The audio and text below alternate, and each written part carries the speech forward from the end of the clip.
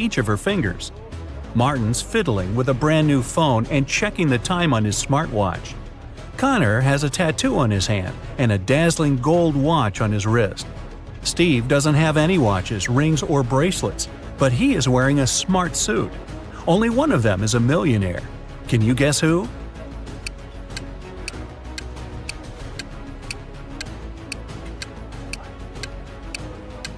It's Steve. He's got car keys in his pocket, and there's a brand new sports car parked nearby. Jennifer has old ripped shoes. All that gold's probably fake. Martin's phone is a knockoff, and Connor has old ripped shoes, just like Jennifer. Mark's teacher is great, but he's also kinda weird. He never lets Mark go home without solving some of his tricky riddles. Here's the first one. How many apples are there on a maple tree if apples grow 5 on a branch and there are 8 branches on the tree?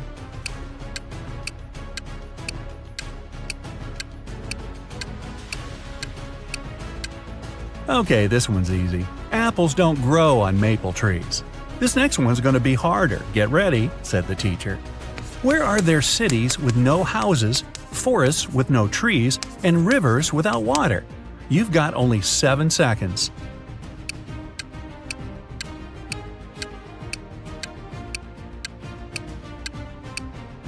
Yeah, this one's easy too. On a map. Right, said the teacher. One more and I'll let you go. Who's the person everyone takes their hat off in front of? Mark knew the answer immediately, probably because he's a huge fan of Brightside Riddles. Can you guess it?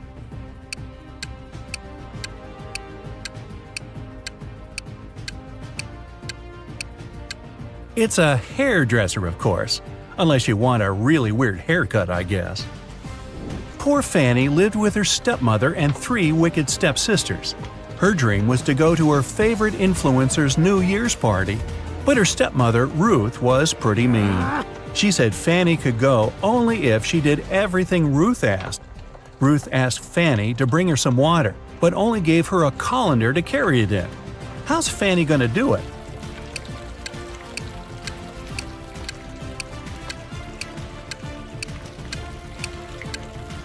Fanny needs to freeze some water and put it in the colander. Technically, it's still water. Time to choose the perfect dress. Fanny has 3 dresses, a blue one, a red one, and a green one. Which dress should Fanny wear? Find the best one in 10 seconds.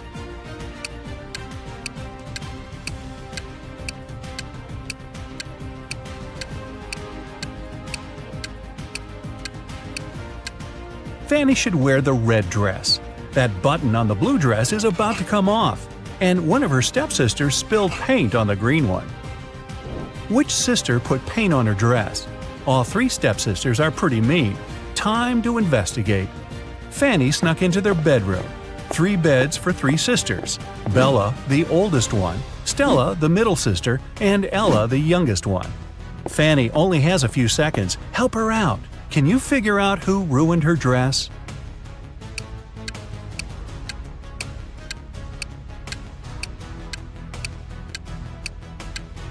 Stella's the culprit. There's a can of paint right under her bed. There's something all people in this world do at exactly the same speed. What is it?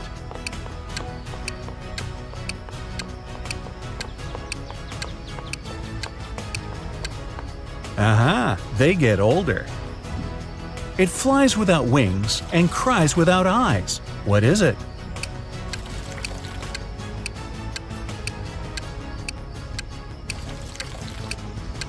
It's a cloud. What can you see with your eyes closed?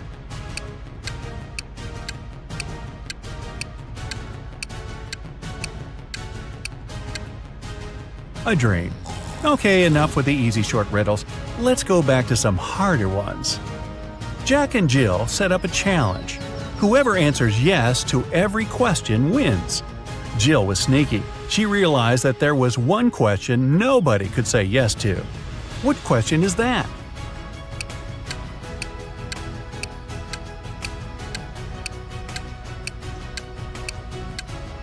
The question is, are you sleeping? She waited until Jack fell asleep and then asked him the question. Whoa, those guys are intense. Emily and Mary are putting on their makeup, getting ready for a night out. They have really similar tastes. Their phones look the same, so do their lipsticks, clothes. So which one of them has the more expensive stuff?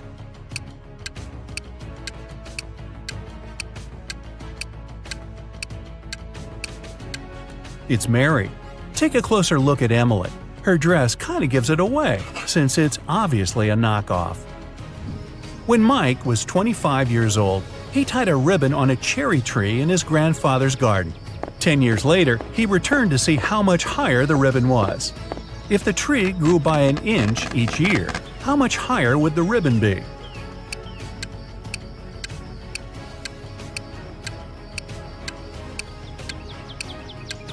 It wouldn't have changed position at all. Trees grow from the top up. The trunk just gets wider.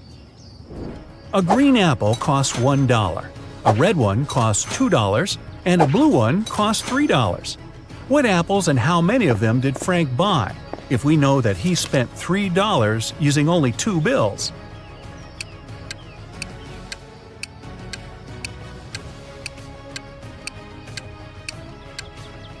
Frank bought a green and a red one. He paid $1 bill for the green one and a $2 bill for the red one. Yeah, he could have grabbed the blue one and given the same 2 bills, but blue apples don't exist. Gotcha. 2 houses are on fire. One of them belongs to Jack. He's an accountant. The other one is a luxurious mansion that belongs to James, a pro basketball player. Which fire should the police put out first?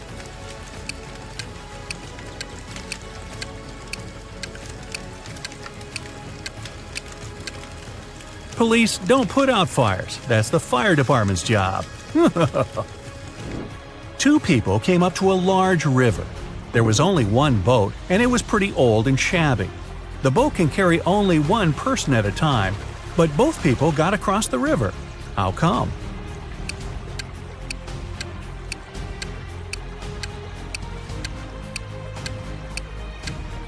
One of the people was already on the other side of the river. Only one person needed a boat. 3 friends fell asleep under a tree in the countryside. While they were resting, someone passed by and painted mustaches on their faces. When the friends woke up, they started to laugh. But then, all of a sudden, they stopped. Why?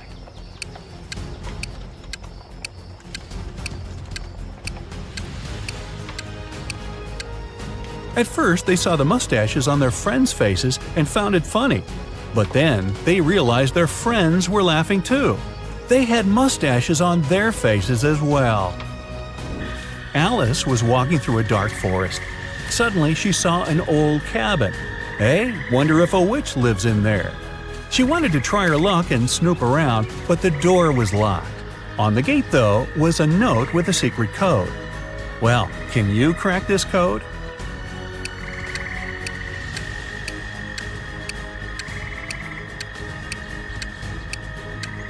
The answer is magic. 3 stars before karma means you need to get rid of the first 3 letters. 2 stars after gift mean you need to get rid of the last 2 letters. For coat, you need to get rid of the last 3 letters. Aunt Tilda is a huge fan of cats. She lives in a 1-story house full of cat garden statues, a cat rug, cat wallpaper, cat cushions, and about 100 cat fridge magnets. Oh, and the 25 cats that live with her. What color cat is in the painting upstairs?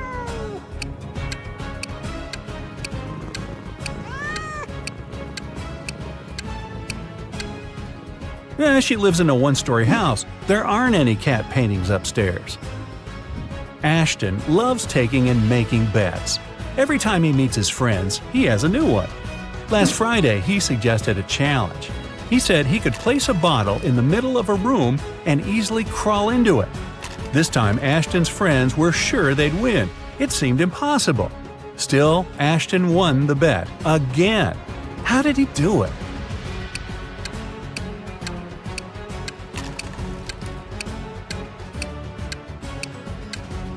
He said he could place a bottle in the room and crawl into it. So he placed a bottle in the middle of the room and crawled into the room. Sneaky. You have 2 ropes. If you burn each side of the rope, it will burn for 60 minutes. How can you measure 45 minutes if you have these 2 ropes and a box of matches?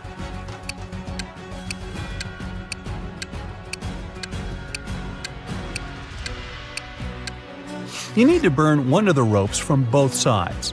At the same time, you set fire on the second rope too, but from one side only. When the first rope burns down, the second rope will still have 30 minutes to go.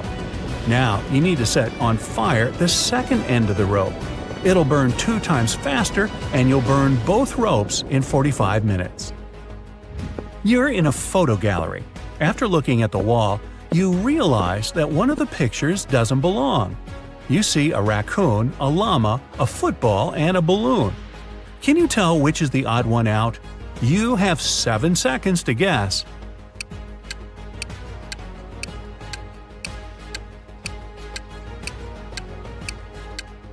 It's the llama.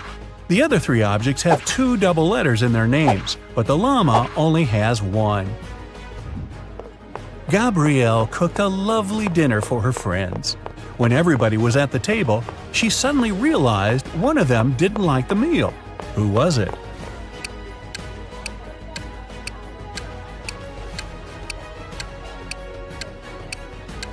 It was Mike.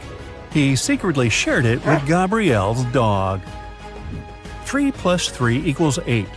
Move just 2 matches to make this equation correct. You've only got 10 seconds.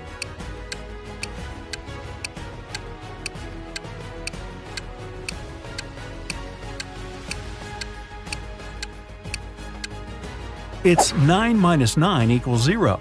Grab a match from the plus to turn the 3 into a 9, and one more match from the 8 to turn the other 3 into a 9.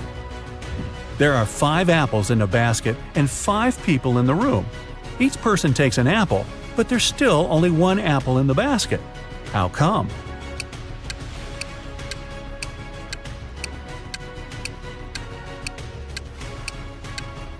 The last person took both an apple and the basket. So there. 2 best friends, Emily and Luna, came to a popular and expensive hair salon. At first, the administrator told the girls they had just 1 available hairstylist. But after making a phone call, she happily announced she had found another hairdresser. Emily and Luna could have their hair done at the same time. But in the process, it dawned on the girls that one of the hairstylists was fake. Which one?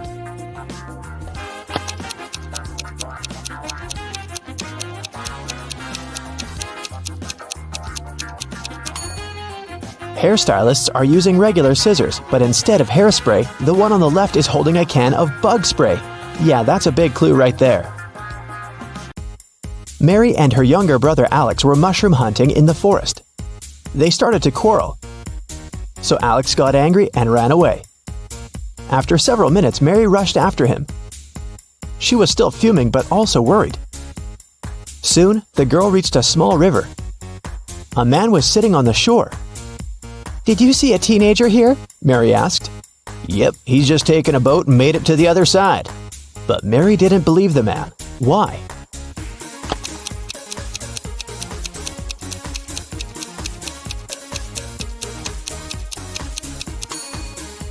The boat is indeed on the other side, but the paddles are lying next to the man. How could the boy cross the river without them? 3 prisoners are sitting at a table having dinner, but one of them is wealthy. Can you guess who it is?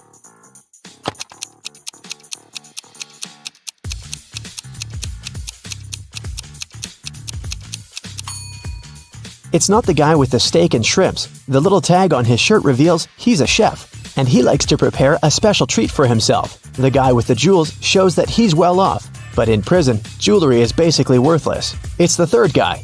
Wealthy people try to keep a low profile in prison, not to be targeted by others. That's why he doesn't flash any valuable possessions or his status.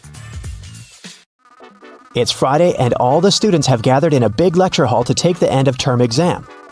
The teacher has been informed that one student is going to cheat. Can you tell which one? Pay attention to every detail.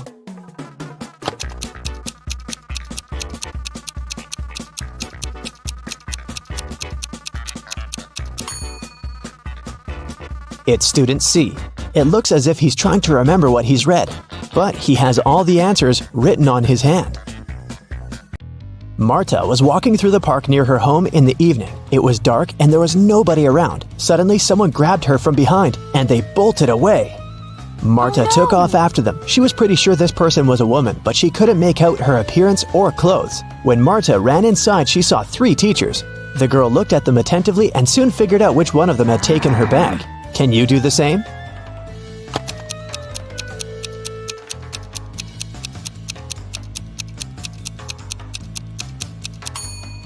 The woman in the middle wouldn't be able to run away with a cast on her leg. The one on the right doesn't have anything in her hands. Where would she hide Marta's bag so quickly? But the woman on the left has a big shopper bag on her shoulder. A real teacher wouldn't need to carry it in the classroom, so she was definitely the one who took the bag. Jonathan sneaked out of the house late in the evening to meet his girlfriend. The teenager thought he was extremely careful and quiet, but his whole family knew about his plan. They were aware the guy would return at midnight, so they decided to make a bet. The one who would see Nathan first when the guy started climbing the fence would be the winner. The prize would be no chores for them for 1 week. So as to not fall asleep, Nathan's dad switched on the TV. The teen's grandfather settled in the living room to read a book. The grandmother went to the kitchen to make a pizza, and Nathan's mom went to her room, sat down on the floor, and started to meditate. Who's going to be the first to spot Nathan when the time comes?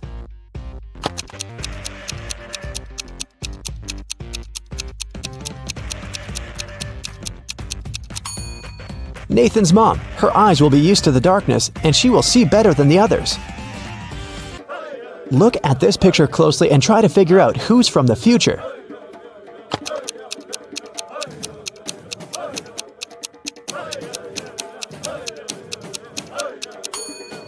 Well, I'm pretty sure there was no flashlights in the Stone Age, so it has to be this guy here. Down in the Sea Kingdom, Stacy met Neptune. He was sitting on his throne, surrounded by 3 mermaids.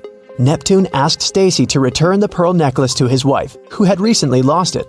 Luke happened to have found the necklace on the shore. Can you guess which mermaid is Neptune's wife, so Luke can give it back to her?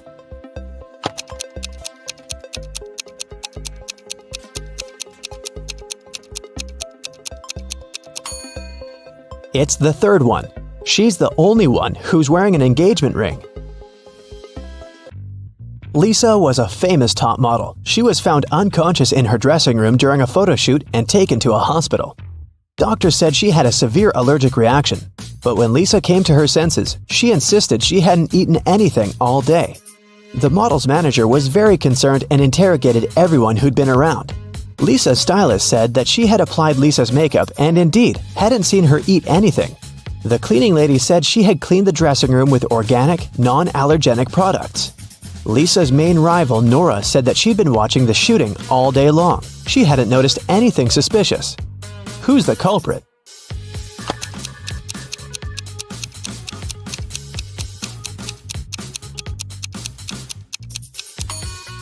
It was the stylist. Lipstick was the only thing Lisa could have swallowed that day.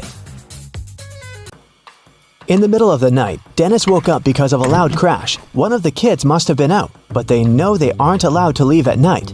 The man went to check on the children. All 3 of them, Catherine, Ruth, and Larry, seemed to be sleeping peacefully. Look at the kids and try to figure out who sneaked out of the house.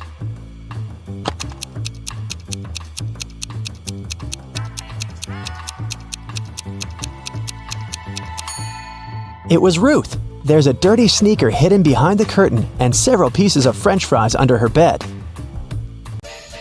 Brenda was traveling by train. It was scorching hot in the carriage.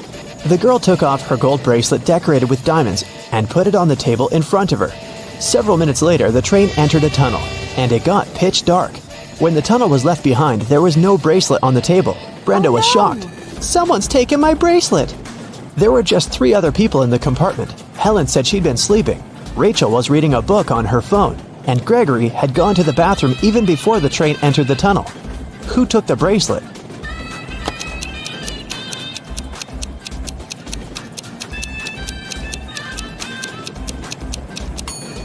It was Helen. At first, she had her sleeves rolled up, but now they're covering her arms down to the wrists, hiding the bracelet. Sarah bought some ice cream on Saturday, but kept the flavors in secret. When she woke up on Sunday, all the ice cream was gone.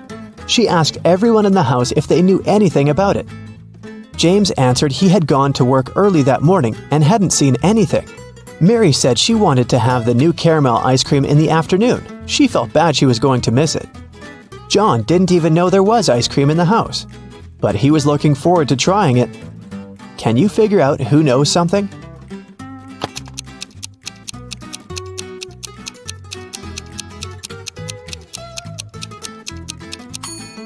It's Mary. The ice cream flavors were a secret. She couldn't be sure there was a caramel taste among them. Can you tell who's a real mermaid here?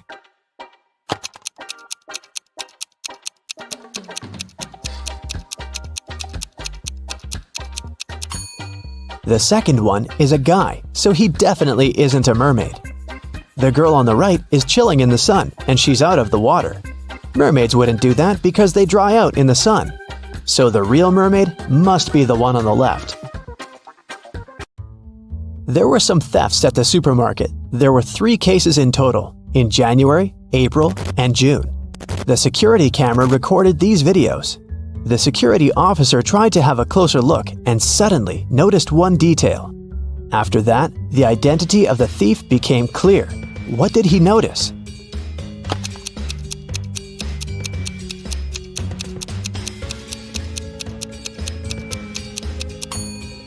It was the pregnant woman. The attentive security officer noticed that in January, she looked about 6 to 7 months pregnant. In June, she looked the same. Seems like it's the mysterious case of the baby bump that was really a canned ham. One day, a thief decided to rob the local bank. He came up with a brilliant plan to dress up as one of the bank tellers and try to sneak into the vault. As he was approaching the vault, he saw a security guard standing right in front of the door. The robber hadn't anticipated this, so he hid and watched the guard carefully when one of the actual bank tellers walked up to the door. The security guard said 12. The worker answered 6 and got in. Then another teller came up to the vault. When the security guard said 6, the person answered 3 and was granted access. The thief nonchalantly walked up to the security guard when the guard said 10. The robber confidently answered 5. He was arrested immediately. So why was the thief's answer wrong, and what could he have answered instead?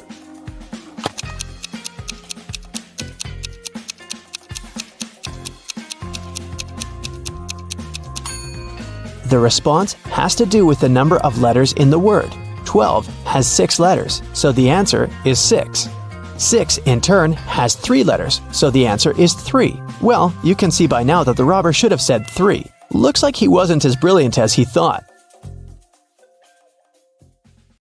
Uh-oh. Tommy was exploring old caves outside the city when he got trapped in a mysterious dungeon.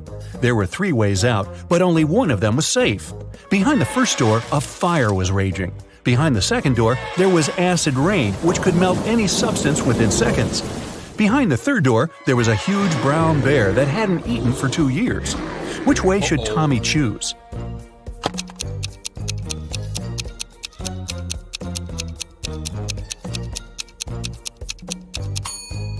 Tommy should choose the third way. No animal can go for 2 years without food and survive. Barely. It was a stormy day, and it had been raining for several hours straight. A car accident happened in a tunnel. The yellow car crashed into the red one. The driver of the yellow car said it had been raining so heavily he hadn't seen anything, so the accident wasn't totally his fault. But the police asked the man to stop lying and claimed it was all his fault. Why?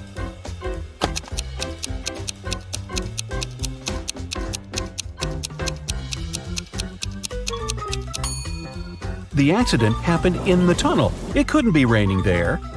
Mrs. McAdams, who was having a day off with her friends, came back home in the middle of the day to change her clothes. There, she found out that her daughter, Eveline, who she'd grounded, wasn't at home. Mrs. McAdams got angry and texted Eveline, asking where she was.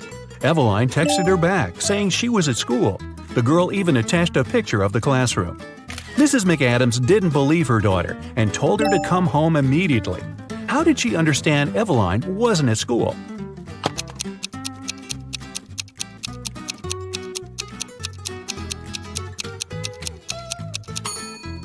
Look closely at her cell phone. It's Sunday. There's no school on Sundays. Ned works in a club. His job is to check people's ID cards and to not let suspicious people or people younger than 21 years old get inside. Take a look at these 3 ID cards and figure out who shouldn't enter the club.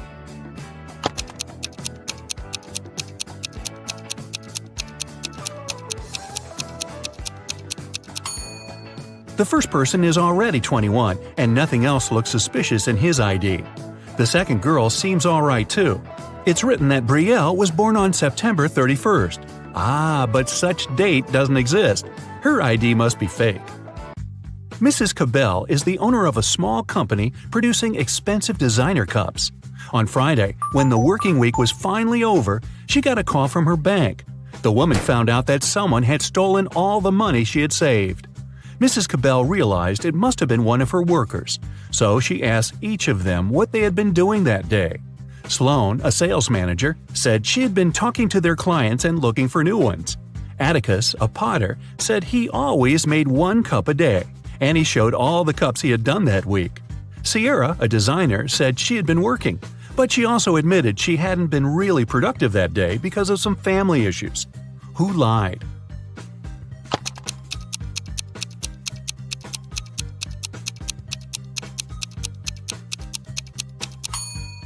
Atticus. There are 5 working days in a regular week.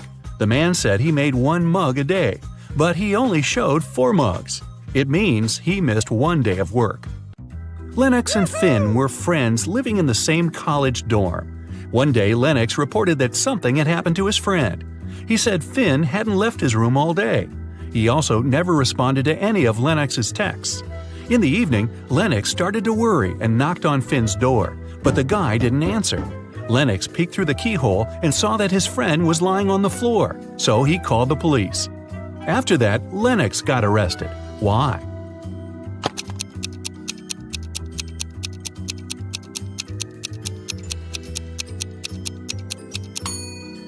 Lennox has a bandage on his right eye, but the keyhole is located in such a way that it's only possible to look inside with the right eye. It means the guy couldn't do it. He simply knew what had happened. Esme was having a walk in the forest and got lost. For about the 20th time. Hey, don't ask. Anyway, she found the witch's house, walked in, said hi, petted the cat, and asked the witch to show her the way home. But the witch had a problem. She was learning a new spell and accidentally did something strange to her chairs. On the bright side, she now had a riddle for Esme to solve. The witch had 20 chairs. Now, some of the chairs only had 2 legs, and half of the rest had no legs at all. How many legs did all these 20 chairs have in total?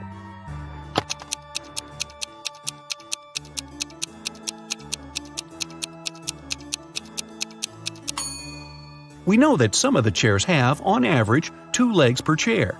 The rest of them have either 4 legs or no legs at all.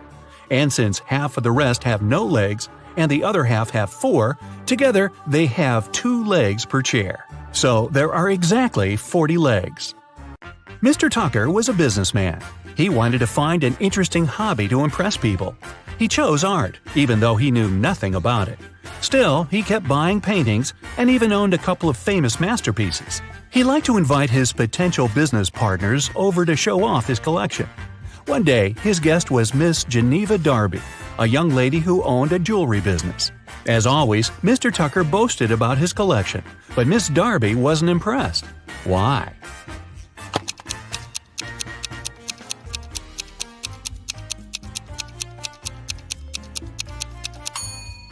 Look closer at this supposedly 16th century painting. There are a couple of cars on the road, but there were no cars at that time, so the painting must be fake. Evie and Kai were planning to go on a bike tour with their friends. Unfortunately, Evie didn't feel well, so she canceled on her friends and asked Kai to stay with her. Kai was disappointed but agreed. Evie fell asleep. When she woke up, she already felt better. She offered Kai to ride their bikes a bit, just the 2 of them. But when they went outside, Evie realized that while she had been sleeping, Kai had been out with the friends without her. How did she understand it?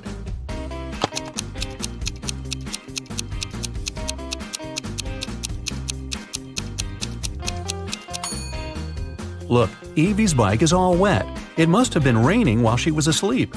But Kai's bike is dry. It means that he used it and then wiped it off. Or maybe he wasn't even in the area when it was raining. 2 weeks ago, a bank was robbed, but the robber hadn't been found yet. A phone call woke Detective Callum up in the middle of the night. His colleague reported that a farmer had found the money. When the detective arrived, he questioned the farmer. The man said, "I argued with my wife and went outside. That's when I found a bag with money in a cornfield." Detective Callum asked if the farmer had noticed anything suspicious before. The farmer replied, "About 2 weeks ago, before going to bed, I looked out of the window. I saw a man walking through the field. It was a full moon and I could clearly see his silhouette. But there wasn't enough light to notice more details about him." The farmer was arrested. Why?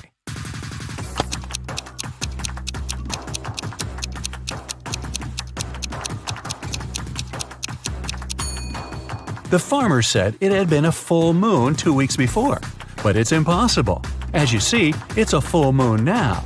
The farmer is lying. But why? Ashley was hurrying to an unplanned business meeting. She asked her boyfriend, Dean, to walk the dog. Dean agreed. But then his friend called and invited him to play a new video game. So the guy decided to skip walking the dog that day and joined his friends. He and Ashley met right outside the house when they both were going back home. Ashley asked what Dean had been doing. The guy said, "I walked the dog and then went to play video games with my friends." Ashley immediately understood he was lying. How did she figure it out?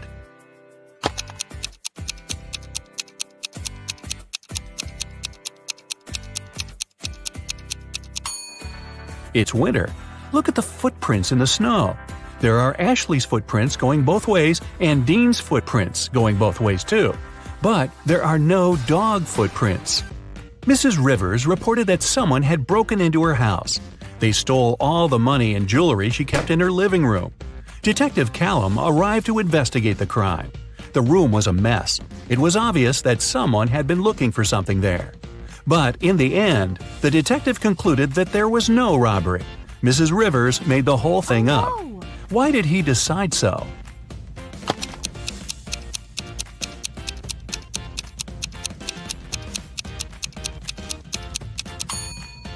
Look at this very expensive and fragile tea set lying on the floor. If a criminal had really been there, he wouldn't have cared about the set. It would be smashed after falling down. It seems that when Mrs. Rivers was staging a robbery, she didn't feel like breaking her expensive tea set. Viviana and Malcolm were working outside. Malcolm was repairing the roof, and Viviana was working in the garden. Suddenly, a hammer fell from the roof and hit Viviana on the head. She was taken to a hospital, and the police came to figure out what had happened. When Malcolm told them everything, the police arrested him for staging an accident. Why didn't they believe the guy?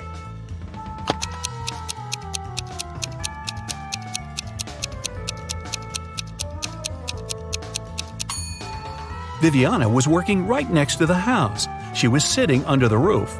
If the hammer had fallen accidentally, it would have slid down the roof and fallen behind the woman's back. It could hit her only if someone threw it at her on purpose. Well, that's not nice. The first thing you do is go to a beach party. Sun, ocean, hot, white sand. You take a soda and go dancing. All of a sudden, the music stops. You ask the DJ what happened. "Someone pulled the wire from the speakers," she says. You go behind the stage and see 5 cords. All of them have different colors. 2 of them need to be inserted into the speakers. Which ones? Hurry up, save the party.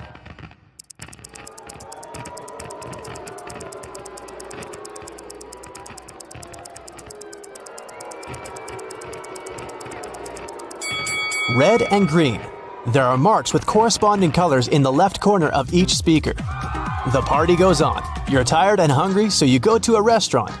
There's a huge buffet with hot dishes. You take 2 sandwiches and sit down at the table. After a delicious meal, you decide to have some fresh fruit for dessert. You come up to the table with bananas, apples, pineapples, and kiwis. Some of these fruits are not fresh. Which of them, and why is that?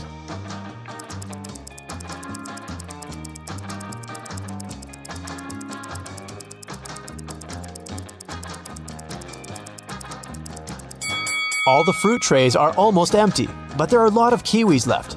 People don't take them since they're not very fresh. After lunch, you go to the beach. The sand is so hot that you can fry eggs on it, so you put on your shoes. You see a group of people playing volleyball.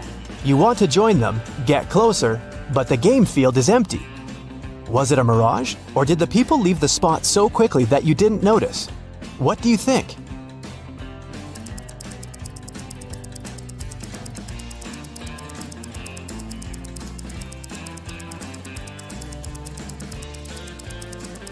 It was a mirage, since there are no footprints in the sand. The sun is hot, and you decide to go into the jungle to hide in the shadows. You go out into a wide clearing and see several people sitting in the lotus position. It's a meditation session. People relax with their eyes closed and do not see that you've come. You carefully sit down next to them and realize that something is wrong with all these people. What is it exactly?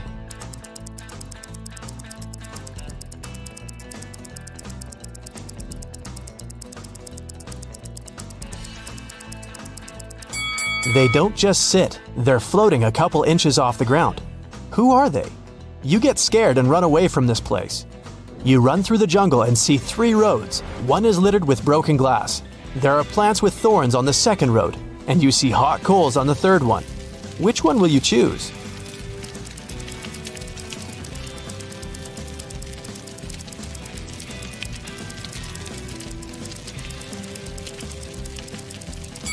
Actually, you can go everywhere. You put on your shoes on the beach, remember? In the very center of the island, you find a big old house. Its roof is destroyed and the windows are broken. But there's music coming from the building. You look inside and see a group of people in raincoats dancing to techno.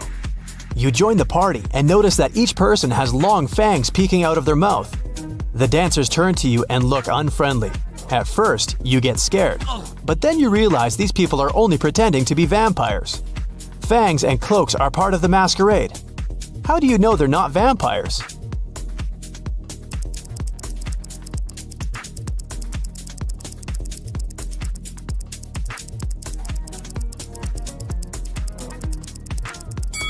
The roof of the building is destroyed. The sunlight gets inside. The vampires should be afraid of it. You keep dancing, and at that moment, you get terrified. The dancers aren't vampires, but they're not humans either. Why do you think so?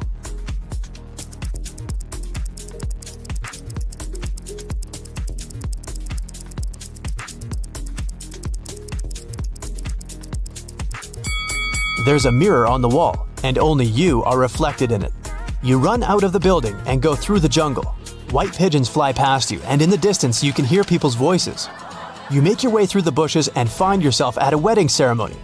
People are sitting on the chairs. A bride, a groom, his friend, and 2 bridesmaids are standing in front. Everything seems fine, but then you realize that one of these people is an alien. Who?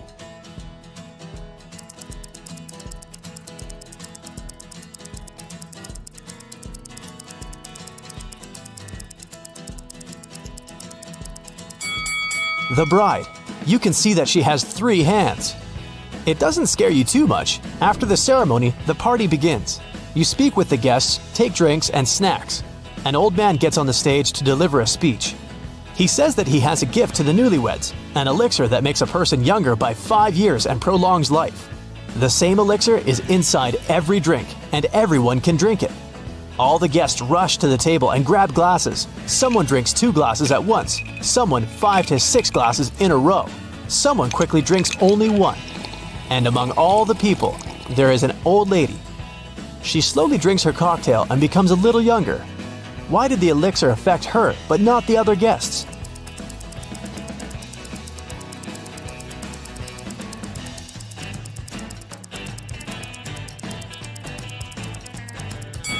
The elixir was in ice cubes. The old lady drank for a long time, and the ice in the glass had time to melt.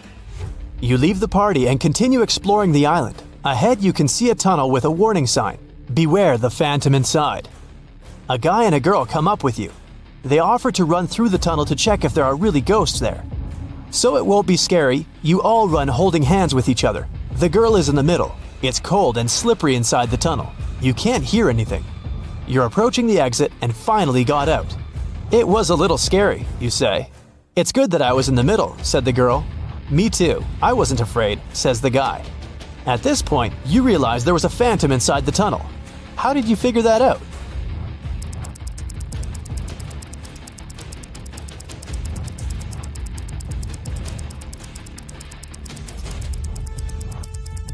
Three people ran through the tunnel, and only one could be in the middle, the girl. Whose hand was the guy holding? You get scared and leave this place. Evening. You go back to the hotel and see that it's on fire. There's a fire on your floor. You run inside. Fire is everywhere. You have two valuable things that you want to take away. A small safe with documents and money and a laptop with your work. You need to choose one thing.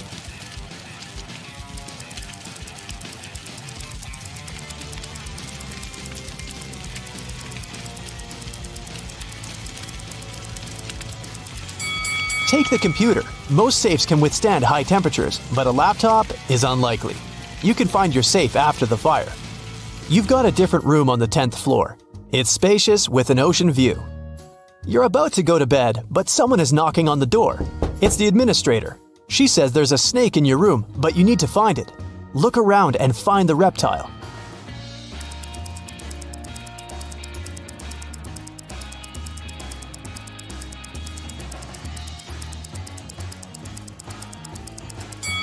Do you see those beaded curtains behind the second room? Among the beads, you can notice the outline of a snake. You release the snake into the jungle, return to your hotel, and notice footprints on the parquet floor. Someone was here and wanted to steal something. You call the administrator and tell her what happened. She has already found 3 suspects, and you need to guess which one of them broke into the room. There are 2 guys wearing shoes and a barefoot girl. Who will you choose?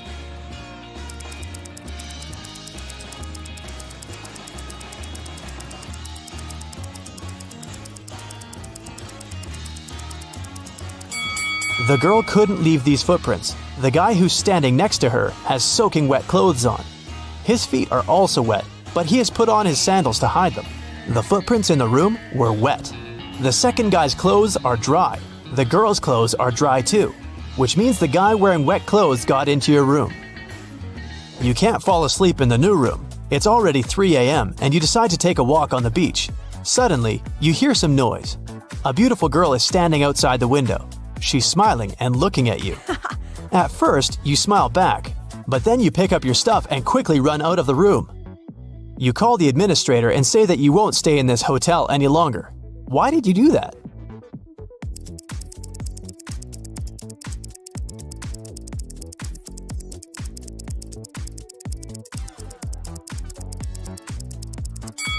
Your room is on the 10th floor. The girl looked at you outside the window, and you got scared. You can't sleep until morning and decide to leave this island. You sit on the sand and wait. A helicopter arrives and lowers a rope ladder. You're about to climb it, but at this moment, another helicopter arrives. It has the same rope ladder too. Now you need to choose the right helicopter.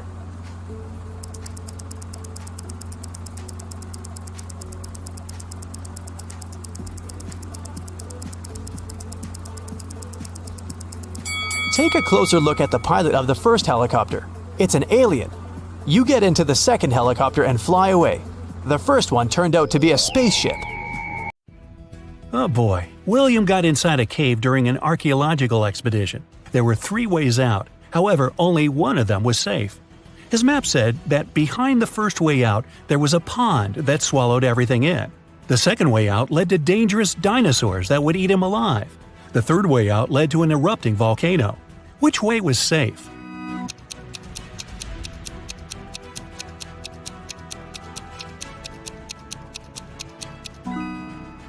The second one, because the dinosaurs went extinct many years ago. You're running away from a pack of zombies and come across 3 doors. Behind the first one, there's raging fire. Behind the second one, there's a lake of water. Behind the third one, there's a venomous snake. Which way would you choose?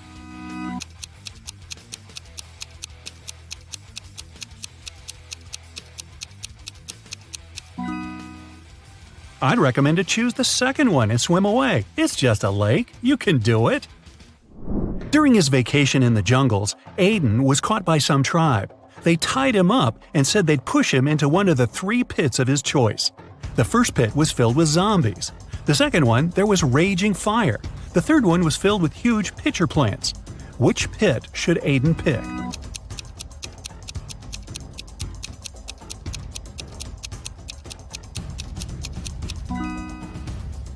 He should choose the third one. The pitcher plants only eat insects. They're not dangerous for people. Aston reported that someone had robbed his house. Detective Callum arrived and asked Aston to tell him what happened. He said that he walked into his room and saw someone getting out of his window. They must have heard him walking inside the house. Then he checked his desk and found that his money had been stolen. Detective Callum asked if Aston had touched anything else, and the man said he hadn't. Detective Callum closed the case and refused to proceed. Can you guess why?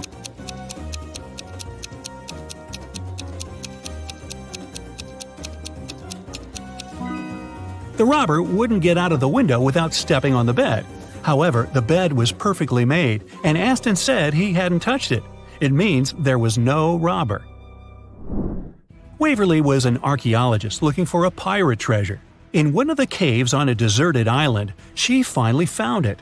There were 3 chests, and one of them was filled with gold and gems. However, if she picked one of the wrong chests, terrible things would happen to her. Luckily, there were statements on each of them, but only one of these statements was true. 1. The treasure is in this chest. 2. The treasure isn't in this chest. 3. The treasure isn't in chest number 1. Which of the chests has the treasure?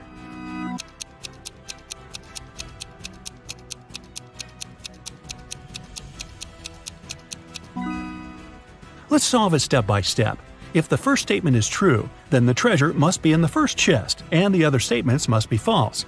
In this case, the second statement is also correct, so that was a wrong guess. If the second statement is true, then the treasure isn't in the first chest. The treasure isn't in the second chest either, just like it says. Then it must be in the third one. However, this makes the third statement correct too, although it shouldn't be. If the third statement is true, then from the first statement that is wrong, you can conclude that there's no treasure in the first chest. Since the second one is wrong too, then the treasure must be there. Now there's no contradictions, and the treasure is in the second chest. Whew. Does anybody else have chest pains? Just me? Okay. Skylar and Amelia are pen pals.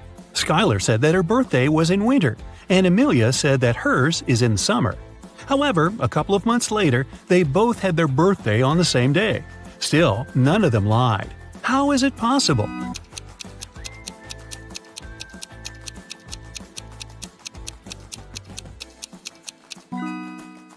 They live in different hemispheres.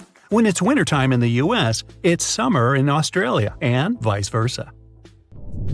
Mrs. Fitz came back from work and found that her favorite cup was broken. She asked her daughters who had done it. Katie said, "It wasn't me." Serena said, "It wasn't me either." Hannah said, "It was Serena." Mrs. Fitz knew her daughters well, and she could tell what happened. Only one of the girls was telling the truth. Can you guess who broke the cup?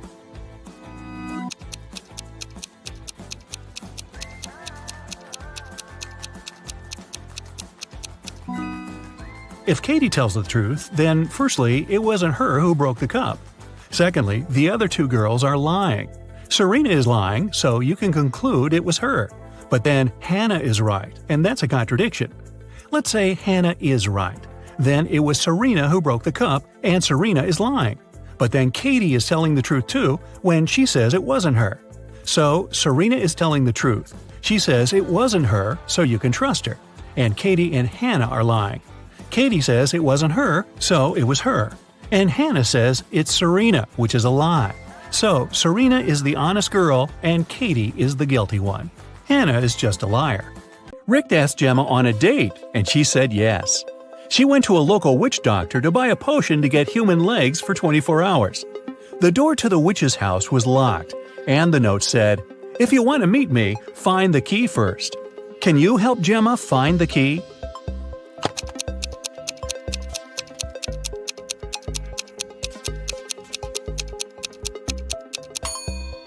Here it is.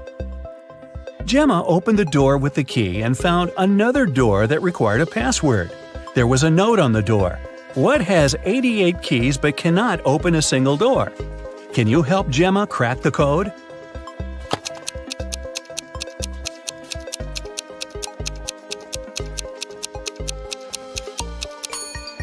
It's a piano. Gemma didn't have any money. The witch offered her this deal. If you guess my riddle, I'll give you the potion for free. But if you don't crack it, you will be my servant forever. So listen, 2 in a hole and 4 in a pack. 6 in a trio, you see. 8's a quartet, but what you must get is the name that fits just one of me. What am I? Gemma cracked this riddle right away and got her potion. What about you?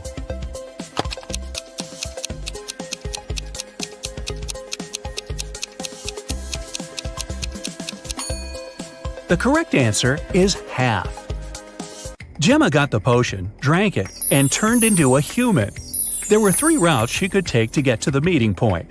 The first path led through a village inhabited by vampires. The second path is full of toxic flowers that could make her lose her mind. And the third path went through an enchanted forest that blocked all magic and canceled all previous spells. Which way should Gemma choose?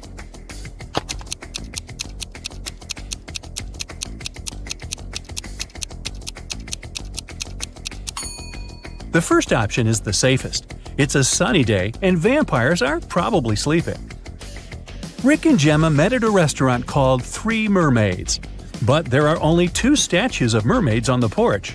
The owner of the cafe, Victor, is well aware of this and could easily fix this. But he doesn't. Why?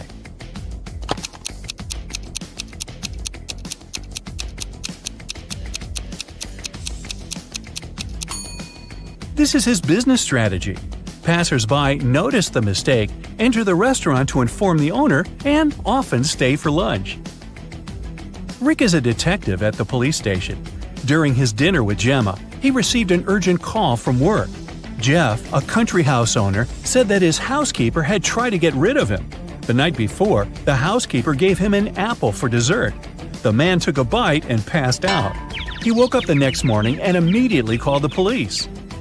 Rick and Gemma went to the crime scene. The housekeeper denied everything.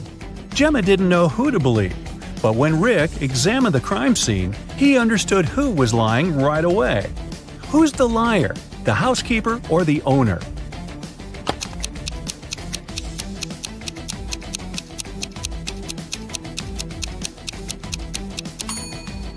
The owner said he'd eaten a poison apple. So if it happened the day before, this apple must be brown now. But it's not. The man must have bitten into it just before calling the police. Gemma didn't notice this clue because she doesn't live on land. Rick and Gemma decided to have a picnic in a sunflower field. But something's wrong here. Can you tell what exactly?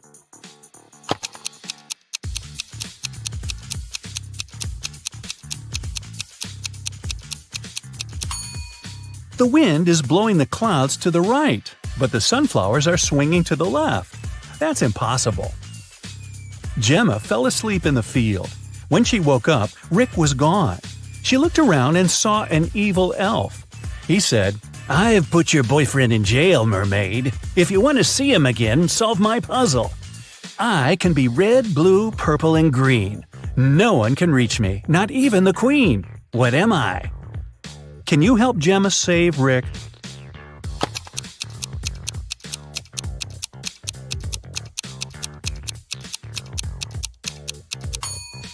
The correct answer is rainbow. The elf took Gemma to his secret lab. He said, "I've cloned your boyfriend so we don't need him anymore. Now you may take him home. Unfortunately, I don't remember which of them is the real Rick, but you know better." Can you help Gemma decide which of these guys is her Rick?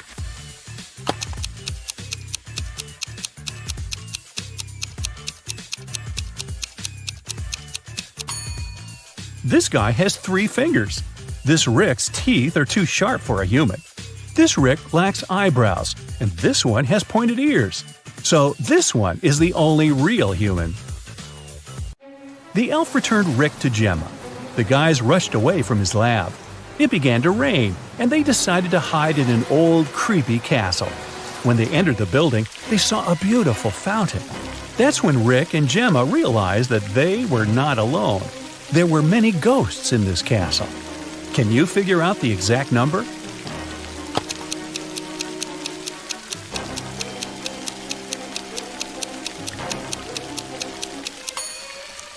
There are 7 ghosts in this picture. One of the ghosts is hiding inside the fountain. And the guy over there is not a ghost. He has feet and he's sweating. He's the owner of the castle. Peter and Zach continue their journey. In the evening, the guys saw these 3 hitchhikers not far from a bus stop. They could only pick up one person. Who should they choose?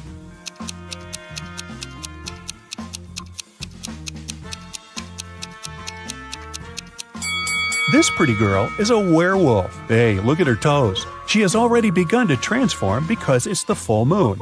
And this harmless-looking elderly lady is a runaway criminal. Take a look at the poster hanging at the bus stop. It's her portrait. As for the guy, he looks pretty harmless. Yeah, his clothes are indeed stained with something red, but that's just some paint because he's an artist. Look, there are art supplies in his backpack.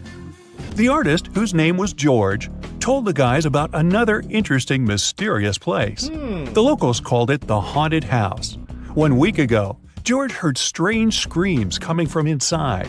He went to check the house. A minute later, he ran away screaming. What scared him so much?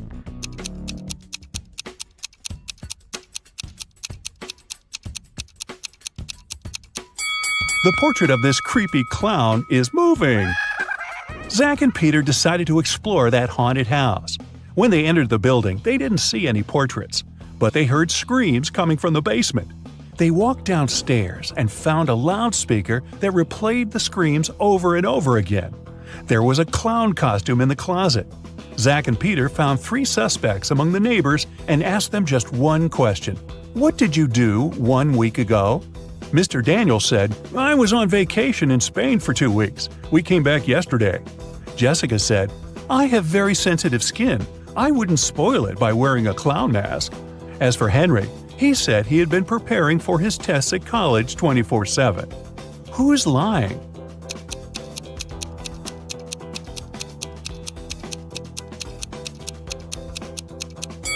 Jessica. Zach and Peter didn't say anything about the clown, but she started making excuses anyway. The guys arrived at the local hospital to film an interview with a famous professor, Dr. Thompson. But first, he had to help 4 people. Kyle complained, I'm misophonic. I wash my hands 100 times a day. Kelly explained, I'm afraid of heights. I can't even ride a bike. Fred complained, I have a strong fear of water. I can't even look at a faucet. And Jenny claimed that she had claustrophobia. She always fainted in elevators. Dr. Thompson knew for sure that only one of these people told the truth. Can you tell who?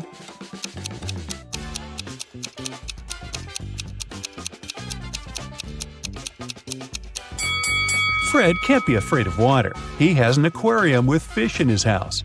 Jenny lives in a tiny van, so she can't have claustrophobia. And Kyle's apartment is too messy for someone who has a fear of dirt and germs.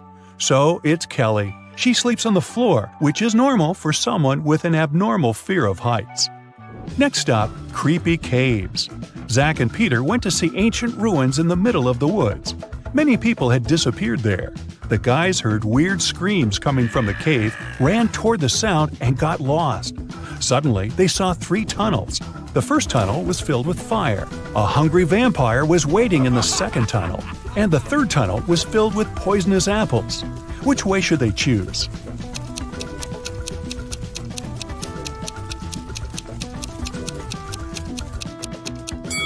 The third tunnel is safe. The guys don't have to eat those apples.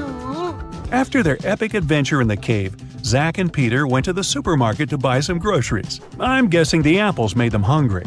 Can you see a ghost in this room?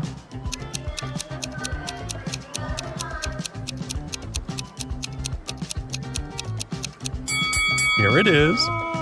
Peter and Zach found out that people had seen some zombies in this abandoned town. So they decided to make a stop there and check for themselves. The town looked empty. The guys were very disappointed. But suddenly, a crowd of hungry zombies popped out of nowhere and started chasing them. The guys ran into a hospital and locked the door. Zombies began breaking the door down. Luckily, a helicopter with a rescue team arrived quickly. It was going to land on the roof. Zach and Peter needed to get there as soon as possible. Help them find the shortest way.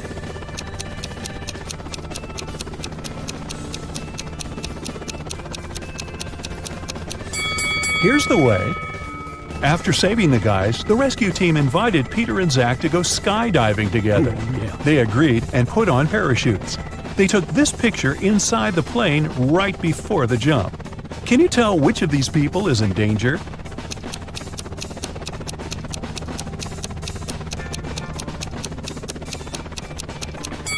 This man over here, he's wearing a regular backpack instead of a parachute. The guys made a stop on the shore of a famous, mysterious lake. They went fishing. Suddenly, a mermaid jumped out of the water and dragged Zach into the lake. Peter jumped into the water to rescue his friend. Finally, he found Zach wrapped in seaweed on the rocks in the middle of the lake. 3 mermaids had gathered around Zach and were singing their songs. When they noticed Peter, they said, "We'll set your friend free if you guess which one of us is not a real mermaid. Can you help the guy?"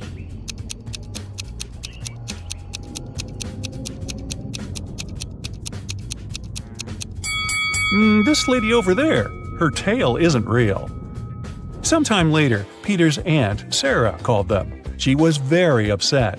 She found out that she had left her diamond ring in the guy's trailer. Peter found the ring and said, "No worries, we're going to send it back to you." But there was a problem. If he sent it by post without locking the box, the ring would be stolen. Both Peter and Sarah had some locks, but neither of them had the key that would open the lock of the other. Still, they managed to make it work and Sarah got her ring back. How did they do it?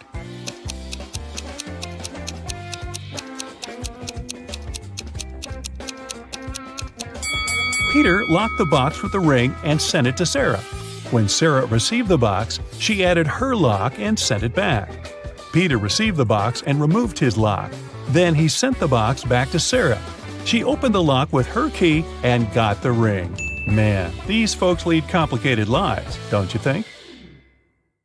Before the dinner, Kevin's brothers decided to prank Kevin and Jill and serve some snacks. There are 3 bowls with snacks, but only one of them contains edible snacks. Can you help Kevin and Jill choose the right bowl?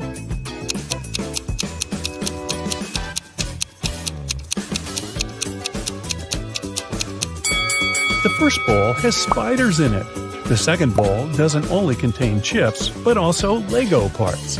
And there's a couple of dirty socks inside the third bowl. Therefore, the safest option is bowl number 2. They just need to be careful not to eat Lego parts. During the dinner, Kevin's mother has been asking Jill embarrassing questions. Jill told her 4 facts about herself. She graduated from college with honors. She doesn't have any tattoos. Jill and Kevin met each other online. Her favorite color is blue. But only 3 facts are true. Which one is false?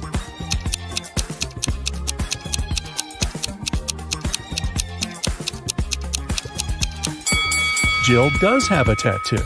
Take a look at her ankle. Next morning, the entire family gathered in the living room to have breakfast and unpack Christmas gifts. Can you guess what gift is from Kevin's mother to Jill?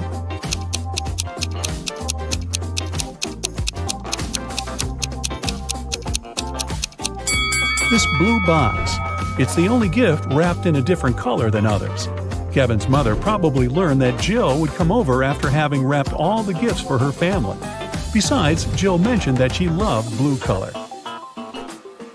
Kevin and Jill went hiking nearby Kevin's hometown. It started to snow, and they decided to spend a romantic night in the woods. They rented a lovely cabin.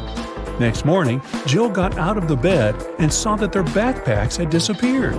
Hey! Take a look at this picture. Can you guess who stole their stuff?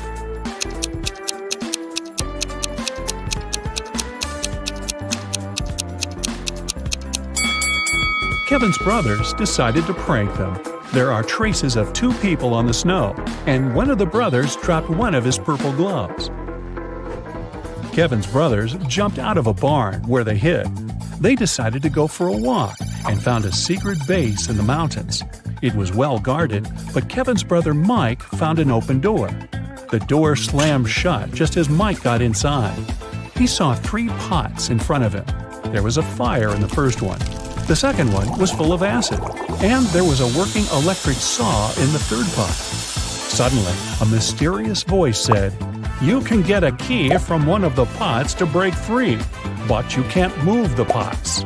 How did Mike escape?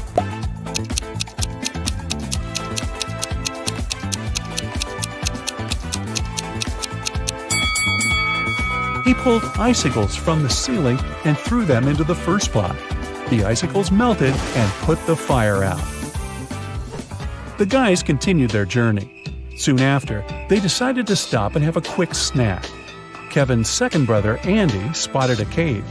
As soon as he entered the cave, the way out disappeared. Now he must choose between 3 doors. There are poisonous scorpions behind the first door. There's a sleeping potion behind the second door, and he would have to drink. Finally, there's a hungry tiger behind the third door. What should Andy do to escape?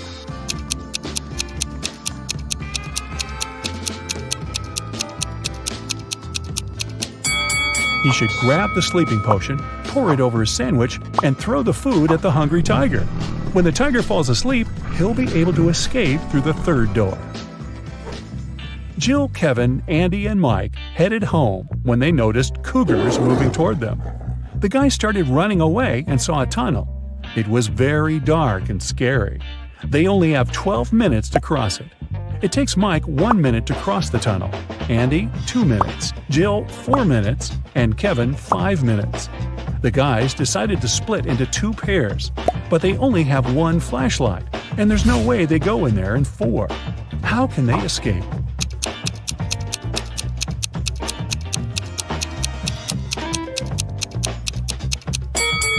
Andy and Mike should walk through the tunnel with the flashlight in 2 minutes.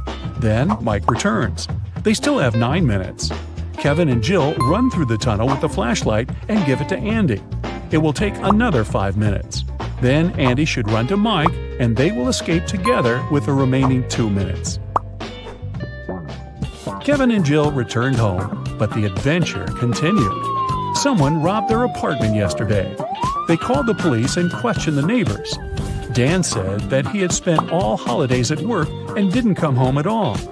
Vicky was wearing headphones because she was making music, so she couldn't hear any suspicious sounds.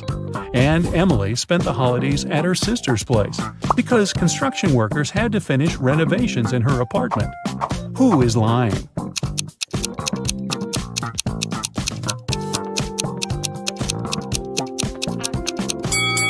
Emily. If they finished renovations, why is her apartment a giant mess? "Where are my employees?" a boss shouts. He's furious because 3 people haven't come to the office. He calls each of them to find out the reason. All 3 tell him they got ill. The boss doesn't believe them, so they have to arrive at the office. Mary is wearing a warm jacket, hat, and scarf. She sneezes, coughs, and looks sick. Lori is walking on crutches. Her leg is in a cast. Sometime later, Michael appears. He's got a hand injury, and now he can't type. The boss is sure that one of them is faking. Who is it?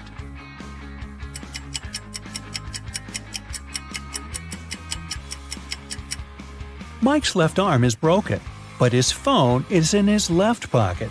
He must have used his broken arm to put it there, which means he's pretending.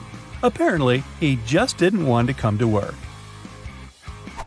Jerry's walking through the woods. He's cold, hungry, and lost. The guy takes a few steps and stops because he hears something. He goes toward the source of the sound and finds a large clearing. There are 3 houses. Which one should Jerry enter?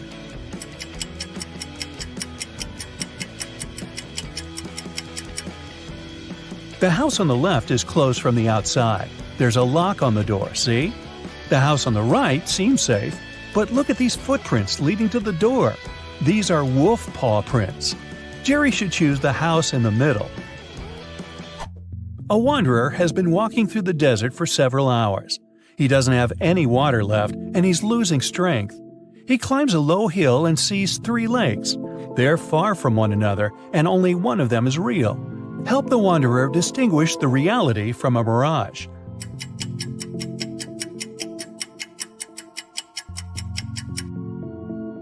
There are palm trees near all the lakes, but only one of them reflects the trees. It means that the lake on the right is real. You're walking along the beach. Suddenly, you hear a scream. A woman is calling for help. She's drowning. You run into the water and swim towards her. As soon as you approach her, you see 3 more people. They're all screaming, but only one of them needs help. The rest are mer people who want to take you to their kingdom. How can you find out which one is human?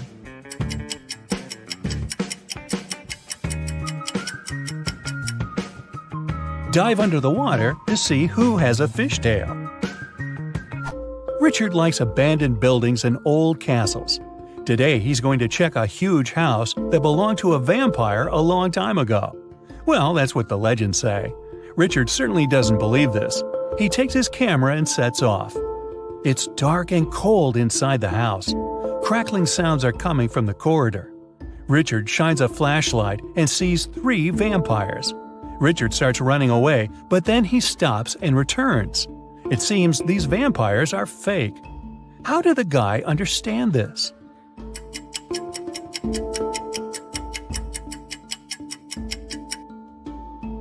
There's a mirror on the ceiling above the first vampire, and he gets reflected there. The second vampire has no fangs, and the third one, he seems to be real. Run! Now Richard wants to visit an abandoned hospital.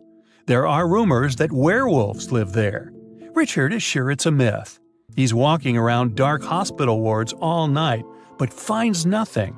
He's about to leave, but 4 men block the exit. They are howling and growling. Which of them is the real werewolf?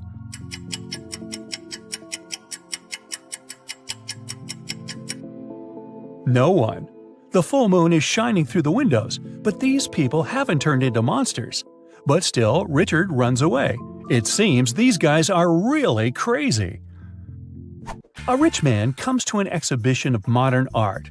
He's going to buy a new painting for his collection. The owner of the exhibition shows him 3 works of different artists. In the first picture, there's a green triangle with a sunflower in the middle.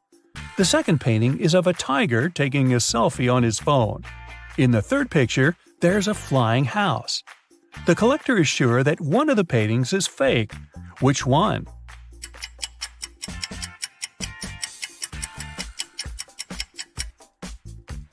Each canvas has the artist's signature and the date when it was created. The painting with the tiger is dated 1957. There were no mobile phones and selfies at that time.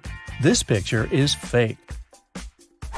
Martin's nervous because today is his first DJ performance at an electronic music festival.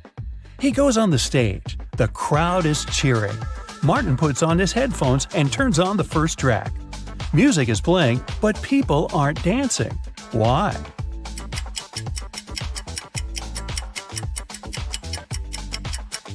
The music is only playing in the DJ's headphones. Martin hasn't connected the wire to the speaker, see? People are sitting in their seats. The lights turn off. Someone is chewing popcorn. Someone else is drinking soda. The movie starts. This is a horror. Someone screams. The ticket taker enters the hall. Several people haven't paid for their tickets. Guess who?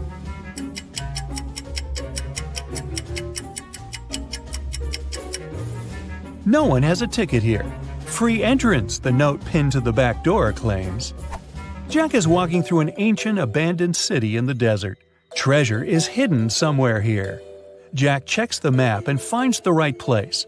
He starts digging.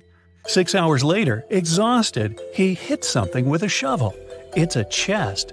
Jack pulls it out of the ground, rips off the rusty lock, and opens it. The chest is filled with ancient gold coins. Each of them costs hundreds of thousands of dollars. Now, Jack is incredibly rich. But he shouldn't be happy because all the coins are fake. Why is that?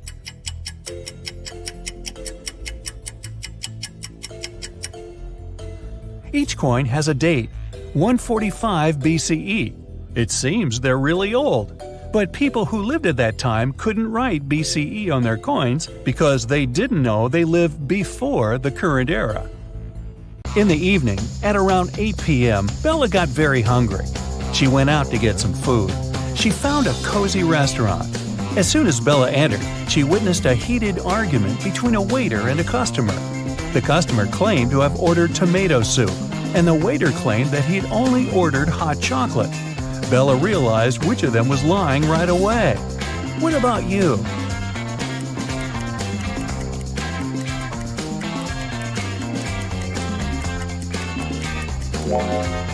The client is lying.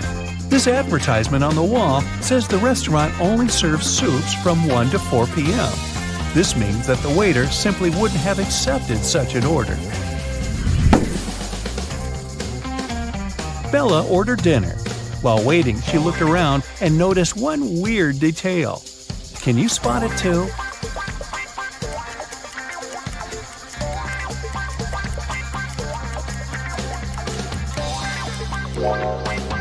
This guy is using tree leaves instead of money to pay for his meal. The waiter served Bella her meal. She was about to start eating when two ladies began arguing about their VIP reservation. Julia claimed that she had reserved the VIP room in advance to celebrate her wedding anniversary. And Letitia said, "No way! It's my birthday party tonight. I called the manager yesterday and he promised me the VIP room." The manager said, "Ladies, I'm so sorry, but the booking system crashed and deleted both of your reservations. The VIP room is unavailable today. Can I do anything else for you?" Who's lying here?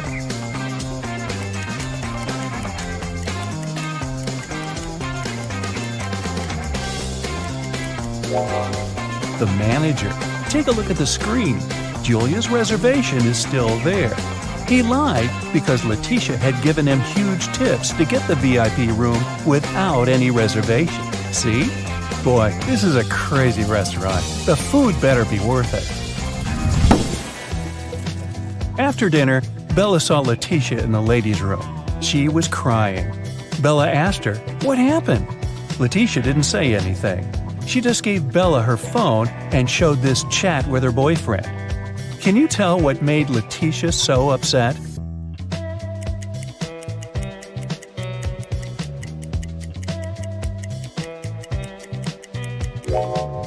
Her boyfriend didn't come to her birthday party. Even worse, he lied that his mom was ill to visit a pool party. Take a look at the reflection in his sunglasses. It seems that he's having fun. Letitia was so grateful for Bella's support that she gave up her VIP opera tickets. The performance was scheduled for the next day. Now, Bella needed to find an evening dress. She headed to a shopping mall with Kelly and Sarah, but as soon as they arrived, they noticed something very weird. Can you see it too?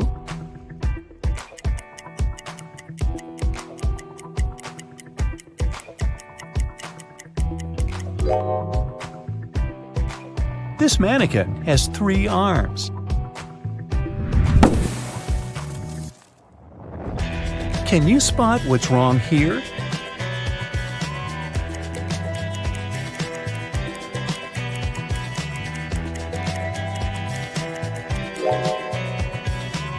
The outfit sizes don't match the sizes on the hangers. What about the dressing room? Any odd details?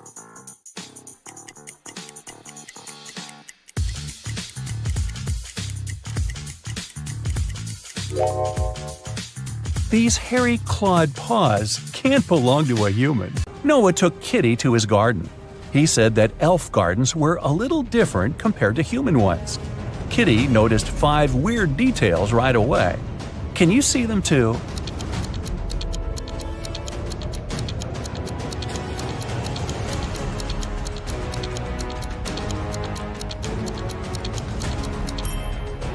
It's snowing, but the flowers are blooming.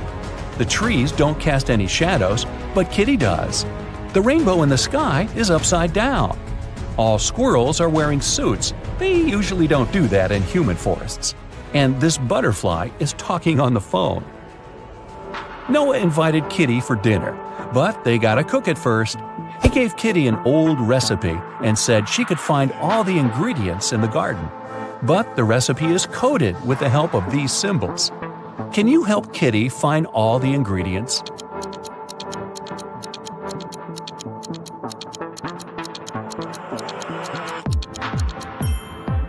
Here comes the first one. It's a potato, and it's hiding over here. Here's the second ingredient.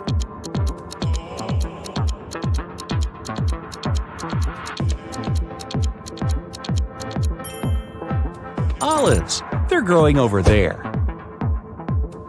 What about this puzzle? Any ideas?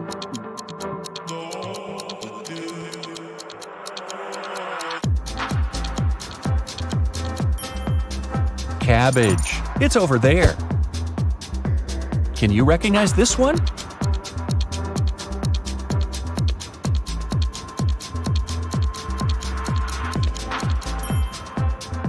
Coconut. Here it is. The next one. Can you crack it?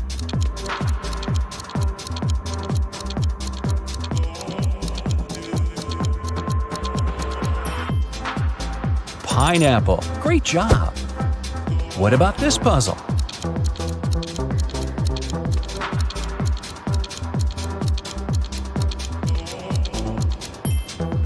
It's a carrot.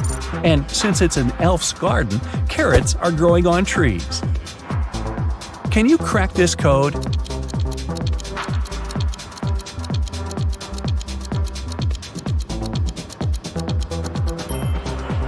It's a peach, and Kitty can get it over there. Here comes the next ingredient. Any ideas?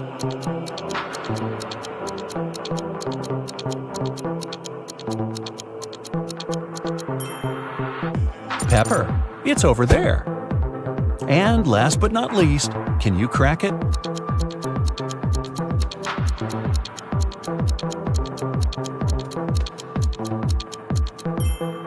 Broccoli. Great job! There's only one broccoli head in this garden, and it's hiding over there. After a delicious dinner, Noah offered Kitty to choose a guest room. He gave her 3 options, but only one of them was safe. Option number 1, a soft bed in the attic. Here's the second option, a cozy sofa in the basement. And the third option is a hammock on an open balcony. Unfortunately, mutant mosquitoes arrive every night. Their poison is safe for elves, but not for humans. Which room should Kitty choose?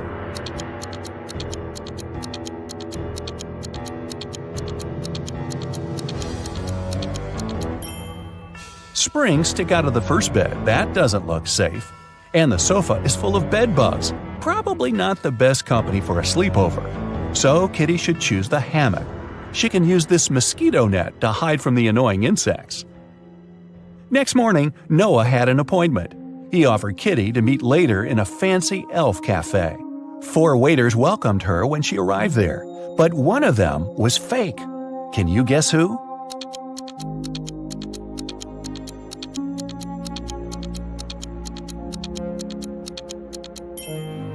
See, this guy is a criminal. Noah was late, so Kitty ordered breakfast without him and went to the bathroom. The girl left her bag and her wallet on the table. Don't ask me why. When she came back, Noah was sitting at the table. Her food had arrived and her bag was still there, but the money was missing from her wallet.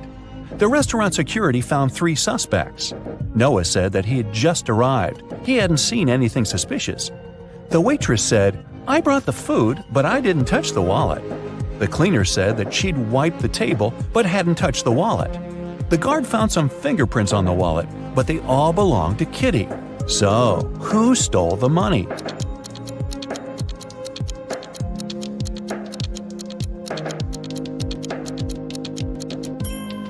The cleaner. She had her gloves on. That's why she didn't leave any fingerprints. Kitty didn't have any elf money, so Noah offered to pay for her meal. But first, she had to crack this riddle. What begins with T, ends with T, and has T in it? Kitty solved this puzzle easily. What about you?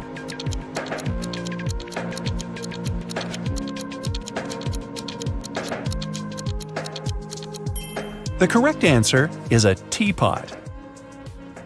Stacy has just moved to a new town to start a new life. Her real estate agent has offered her 4 houses for rent. Can you help Stacy find the perfect one?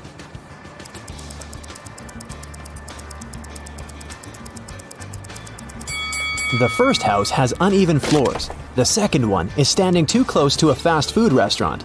There might be too much noise and different unpleasant smells. The fourth house is haunted. Look at the portraits on the walls. They're moving. Also, there's a ghost reflected in the mirror. But the third house looks pretty cozy and safe. As soon as Stacy moved in, she received 3 welcome cakes from her neighbors. But there's only one edible cake among them. Can you help Stacy recognize it?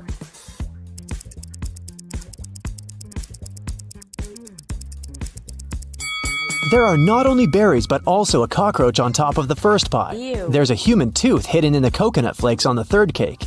And the second cake looks good, even though its color is rather weird. Stacy invited her neighbors for dinner to get to know each other.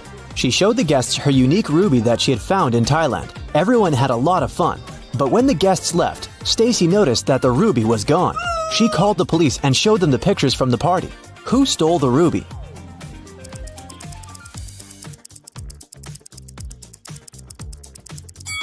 This guy. He hid the precious stone under his head.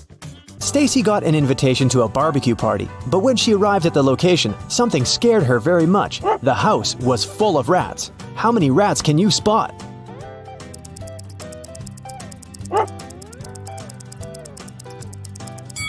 The correct number is 13. Stacy heard some music and walked around the house. In the backyard, she saw a campfire party. Everyone roasted marshmallows and told horror stories. Stacy wanted to join, but she noticed one creepy detail and decided to go home instead. Why?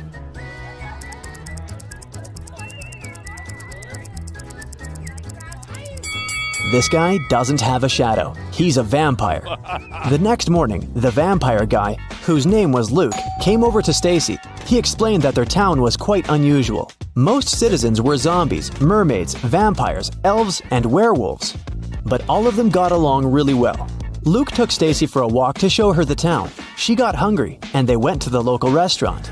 Can you help Stacy spot a zombie among these customers?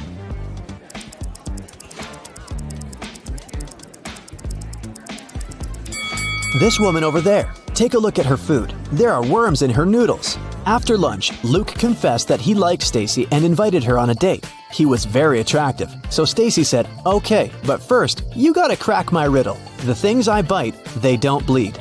I don't bite until you push me. I bring something together every time I bite. But it comes undone again if you pull it just right. What am I?" Luke gave his answer and they went on a date. What did he say?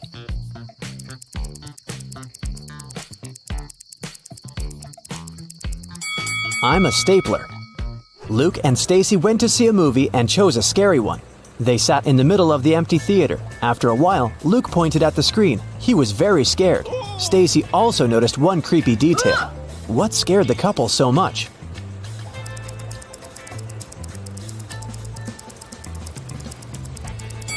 Since Luke is a vampire, there should be only one shadow on the screen, Stacy's. But look, there are 2 shadows. They're not alone. Next morning, Stacy went shopping. The local supermarkets offered plenty of weird stuff for zombies, werewolves, and other creatures. Can you help Stacy choose the right milk?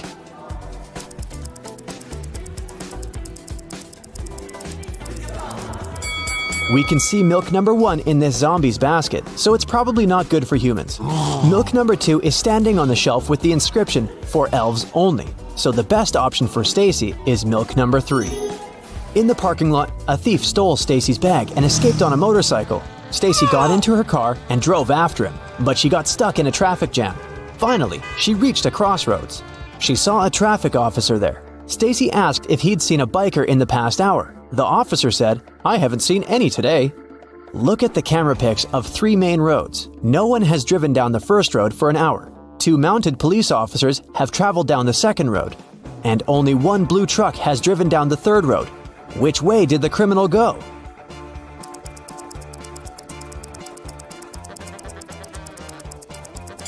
He chose the third road. He hid inside the truck. The police in the town liked Stacy's way of thinking very much and offered her a job as a detective. She received her first task immediately. A dangerous criminal escaped from prison. Stacy had to catch him. The evidence led her to a farm. She saw a man working in the field. Detective Stacy asked him if he had seen any strangers around. The farmer said, "Sorry, I didn't focus on what was going on around." Stacy immediately guessed that he was the criminal. How?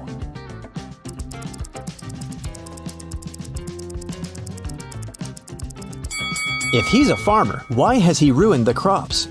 She tried to stop the man, but he escaped again.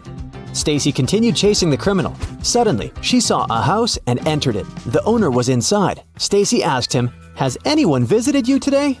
He said, "No, neither have I left the house." Then Stacy asked, "Do you live with your family?" The man said he lived on his own. By that point, Stacy had already figured out that the guy was a liar. How did she guess?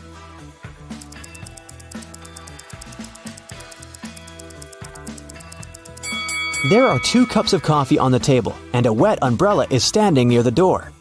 Stacy realized the guy was wasting her time on purpose to let the criminal escape. Suddenly, she received a message from her colleague. People had seen the criminal at the local shopping mall. He was hiding in the ladies' bathroom. Stacy knew exactly where he was hiding as soon as she got there. Can you see the criminal?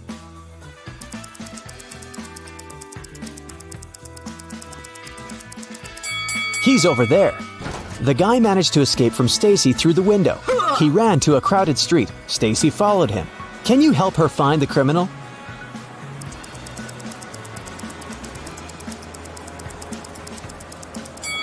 There he is. After a hard day, Stacy drove up to a gas station to fill up the tank. She paid for the gas, she left. Soon she noticed that a car was following her. She didn't know the driver, and she didn't recognize the car. So she tried to get away from him. She took sudden turns and accelerated, but it was useless. Finally, she reached the police station. Stacy was shocked to see that the man had followed her there. He wasn't a police officer, and everything was okay with her car. Why did he follow Stacy?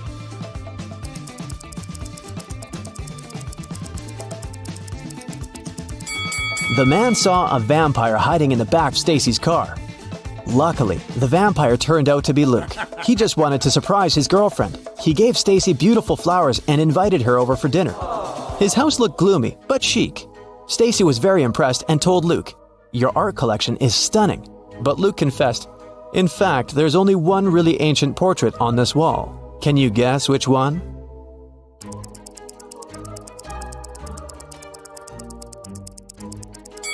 This guy is wearing a fitness tracker. There's a selfie ring in the background of the second portrait. It means that only the third portrait is really old. Stacy entered Luke's kitchen and began to scream. The room was full of huge, creepy spiders. How many spiders can you count?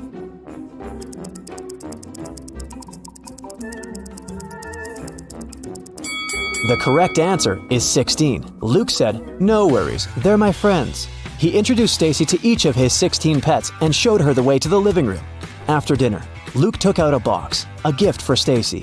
He said, "I'll give you this precious piece of jewelry if you figure out my riddle. I'm tall and twisted, narrow and fast. I'm here for a moment, but my devastation lasts. What am I?" A minute later, Stacy became the owner of a beautiful pearl necklace. What did she say?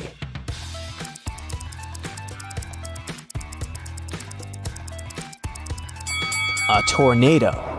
Luke and Stacy were dancing. Suddenly, they heard the sound of glass shattering from the kitchen. Someone broke the window and wrote, "You will regret it," on the wall. Stacy questioned 3 witnesses. A ghost named Eddie said he'd been taking a bath and hadn't heard any noise. Luke's ex-girlfriend Nora said she'd been at home, knitting a sweater. Werewolf Fred said that he'd seen a strange shadow moving towards Luke's house. Who's lying?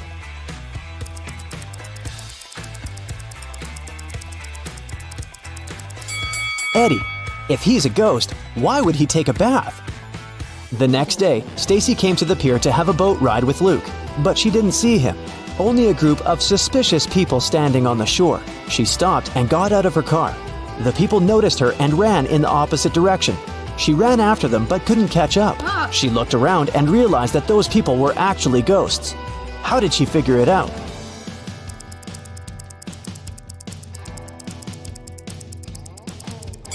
When Stacy was chasing them, she was running on the sand, but now she can see only the footprints of her own shoes.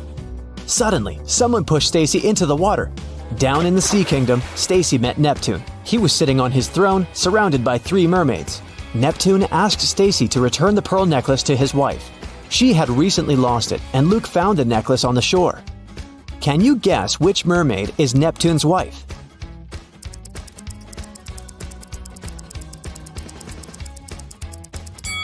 The third one. She's the only one who's wearing an engagement ring. When Stacy gave the necklace to its rightful owner, Neptune snapped his fingers. His guards brought Luke. Neptune said, "I'll let you go home safely, but you have to choose the right door." There were demons behind the first door. They were ready to eat anyone who dared to come in. There was lava all over the floor of the room behind the second door. And finally, there was a laser beam that could cut through anything it touched behind the third door. Which door should Stacy and Luke choose?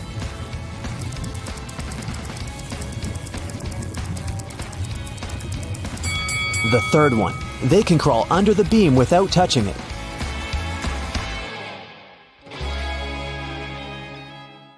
Meg was working hard all morning. She decided to have a lunch break and headed to the parking lot. But when Meg approached her car, she faced an unpleasant surprise. Someone had poured blue paint all over the vehicle. Meg found 3 witnesses and questioned them. Lily, the company's designer, said she'd been eating her taco on the office balcony when it happened. The financial director, Chuck, had a long business call with investors. And Sheila, the cleaner, said, "I've been cleaning the toilet all morning." One of the guys is a liar. Can you guess who?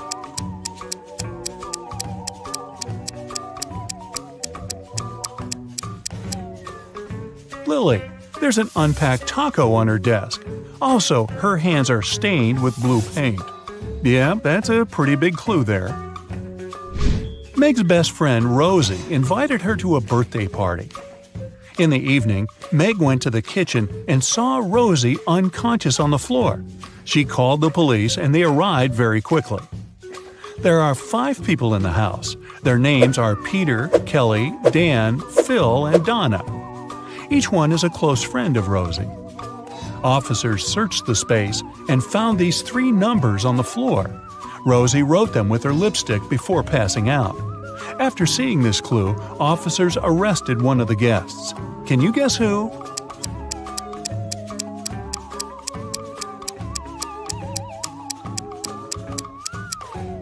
They arrested Dan.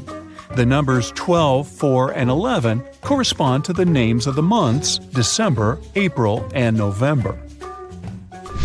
Meg went to the office kitchen to get some coffee. She wanted to add milk to her drink, so she opened the fridge to find it. Meg discovered 4 different milk packages on the shelf, but only one of them is safe to use. Can you guess which one?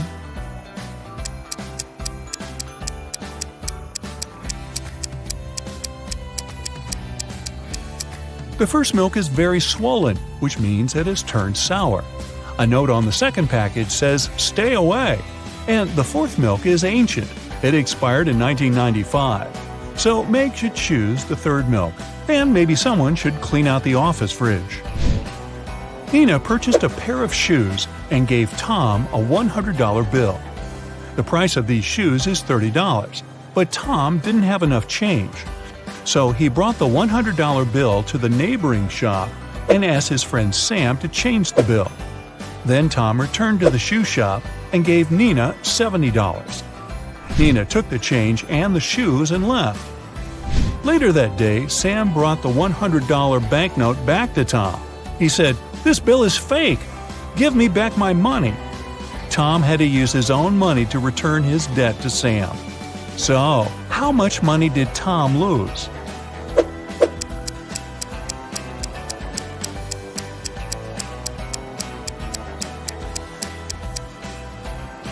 First of all, he lost the $30 shoes.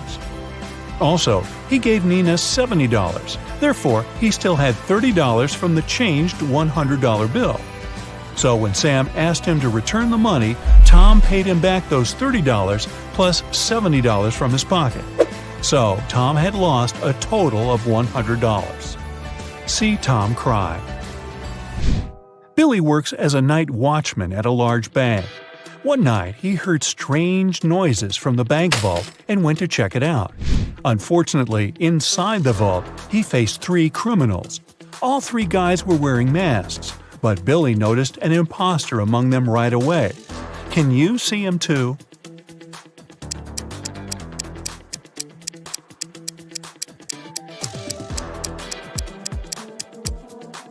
The guy on the right doesn't have gloves. This way, he would have left his fingerprints all over the place. So he's probably an undercover cop. Bella is a famous blogger. She took this picture during a running contest and posted it in her stories. Her followers commented that one of these guys is playing unfairly. Can you guess which one?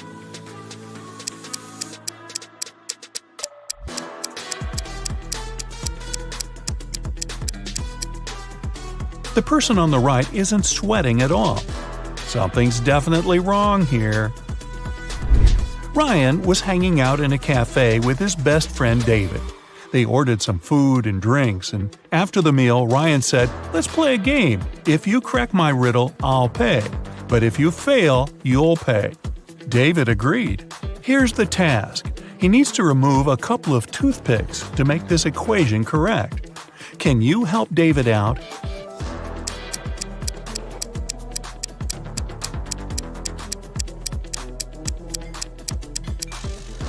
Here's the solution. Ms. Green is a college teacher. One of her instructors, Rosie, has been cheating on tests multiple times. One day, Ms. Green lost her patience and told Rosie, "If you tell me a lie, I will expel you from college. And if you tell me the truth, I'll still expel you." So, what do you say? What can Rosie say to prevent her withdrawal?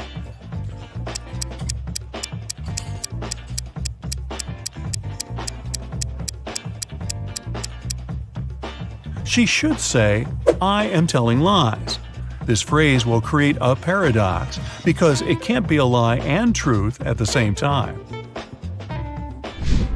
Jane was performing in a singing contest in a famous concert hall.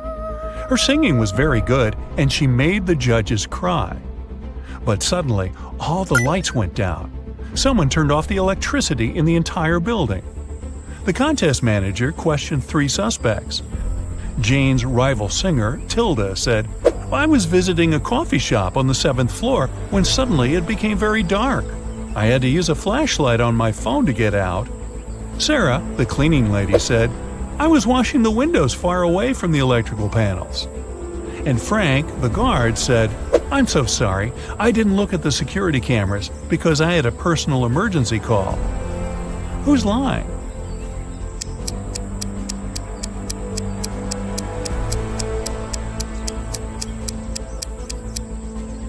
Tilda. This concert hall doesn't have a 7th floor. Peter landed in a foreign country. He opened a taxi app on his phone to get to his hotel. Unfortunately, the app didn't work. So Peter just went outside, hoping to find a driver. At the parking lot, he noticed 3 free cars. All 3 drivers were eager to give Peter a ride. Which driver should he choose?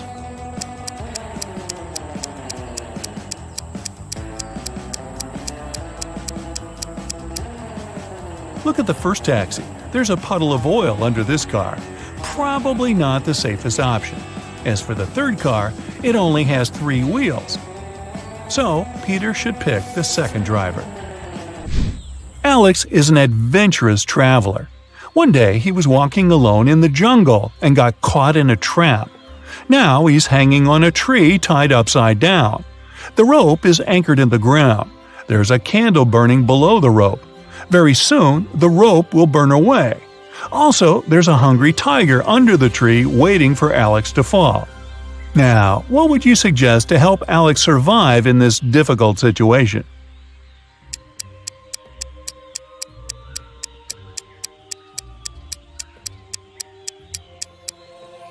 Alex should sing the happy birthday song. The tiger will blow the candle out to celebrate, and Alex will get a chance to escape. Now, don't complain to me, I just read these off the script. Mia came home from work late at night as usual. She lives with 3 roommates. When Mia entered her bedroom, she noticed someone had stained her favorite carpet. Mia got furious and questioned her roommates. Jessica said, "That's not my fault. I've spent all day chilling in my boyfriend's house." Helen replied, "Today I entered your room only once to bring clean laundry. The carpet was okay." And Fiona said, "I haven't been to your room for ages. I studied in the library all day." Can you guess who stained the carpet?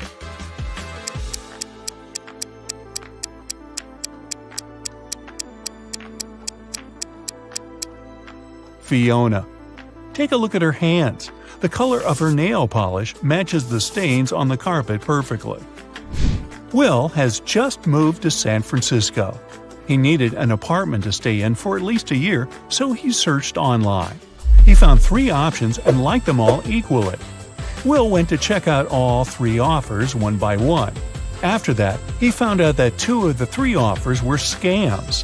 What about you? Can you see anything suspicious in these advertisements?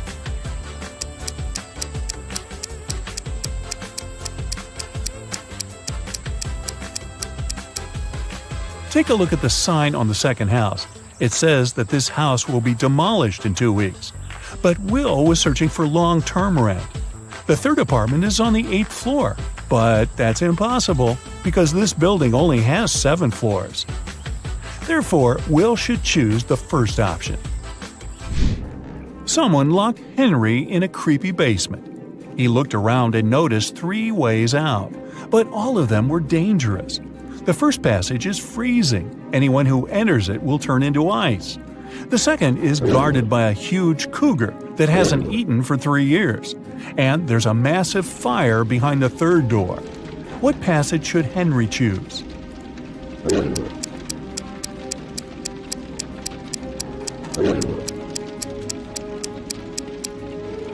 The second one. The animal hasn't eaten for 3 years, so it's not dangerous anymore. Kind of shriveled, actually. It's vacation finally. You can buy a ticket to an unforgettable island full of entertainment. The helicopter takes you there. Unfortunately, you won't be able to relax much because you need to solve puzzles in addition to having fun. And at the end of the video, count how well you went through it. You're going to have fun all day. Challenging riddles require concentration and attention, but you want to solve them in a relaxed way this time. Enjoy! The first thing you do is go to a beach party. Sun, ocean, hot, white sand. You take a soda and go dancing. All of a sudden, the music stops. You ask the DJ what happened. "Someone pulled the wire from the speakers," she says. You go behind the stage and see 5 cords. All of them have different colors. 2 of them need to be inserted into the speakers. Which ones? Hurry up, save the party!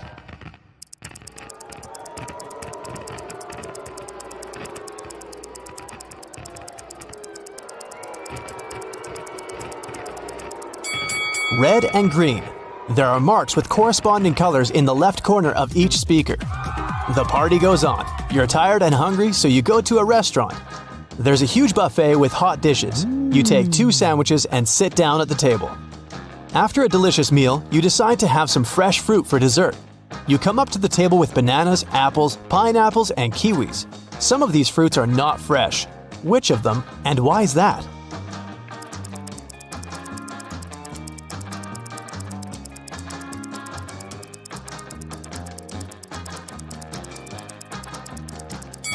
All the fruit trays are almost empty, but there are a lot of kiwis left. People don't take them since they're not very fresh.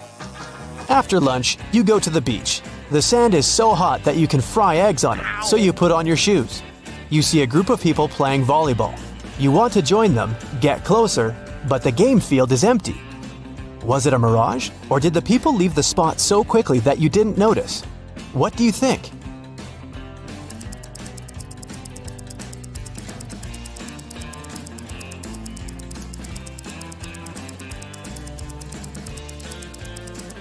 It was a mirage, since there are no footprints in the sand. The sun is hot, and you decide to go into the jungle to hide in the shadows. You go out into a wide clearing and see several people sitting in the lotus position. It's a meditation session. People relax with their eyes closed and do not see that you've come. You carefully sit down next to them and realize that something is wrong with all these people. What is it exactly?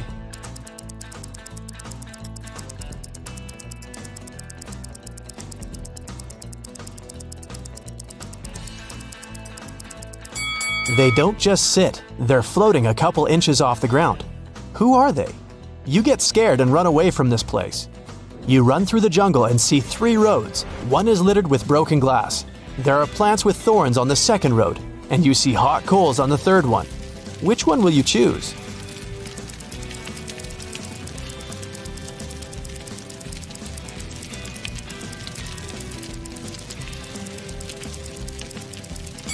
Actually, you can go everywhere. You put on your shoes on the beach, remember?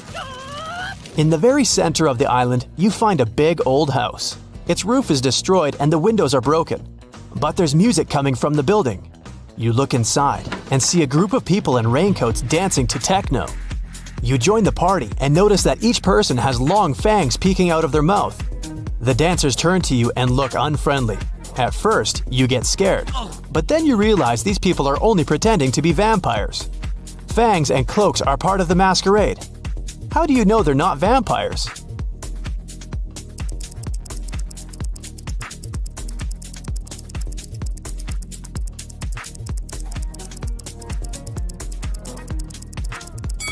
The roof of the building is destroyed. The sunlight gets inside.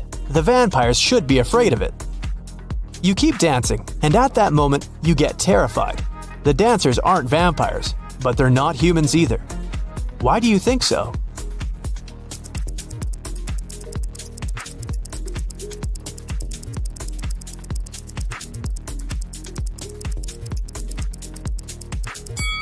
There's a mirror on the wall, and only you are reflected in it. You run out of the building and go through the jungle. White pigeons fly past you, and in the distance you can hear people's voices. You make your way through the bushes and find yourself at a wedding ceremony. People are sitting on the chairs. A bride, a groom, his friend, and 2 bridesmaids are standing in front. Everything seems fine, but then you realize that one of these people is an alien. Who?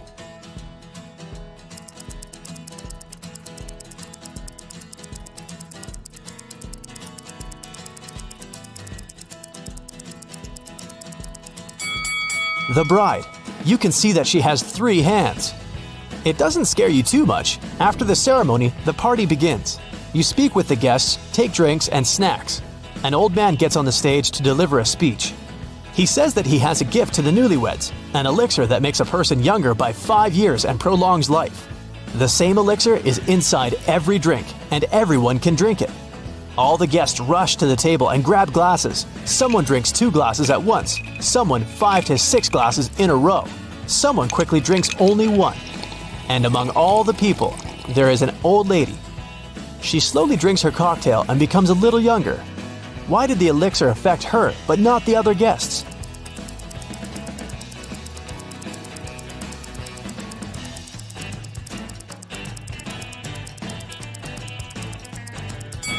The elixir was in ice cubes. The old lady drank for a long time, and the ice in the glass had time to melt.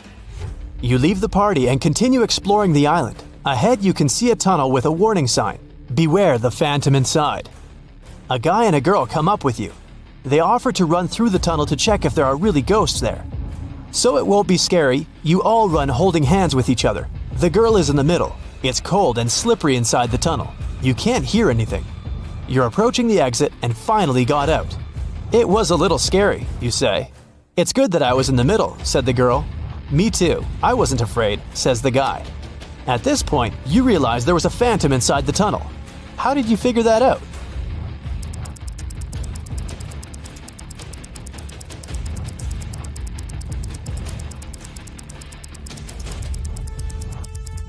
Three people ran through the tunnel, and only one could be in the middle, the girl. Whose hand was the guy holding? You get scared and leave this place. Evening. You go back to the hotel and see that it's on fire. There's a fire on your floor. You run inside. Fire is everywhere. You have 2 valuable things that you want to take away. A small safe with documents and money and a laptop with your work. You need to choose one thing.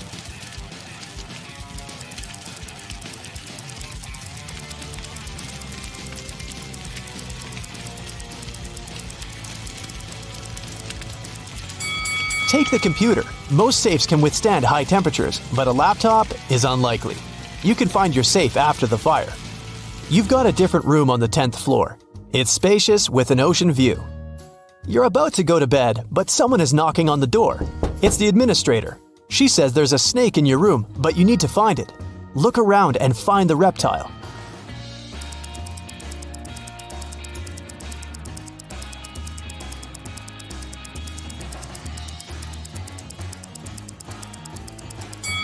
Do you see those beaded curtains behind the second room?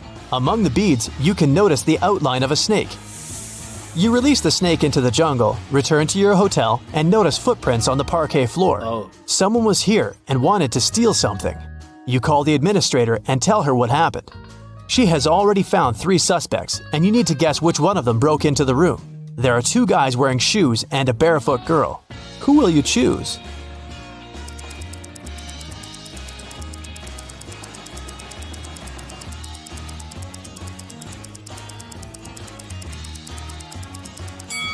The girl couldn't leave these footprints. The guy who's standing next to her has soaking wet clothes on.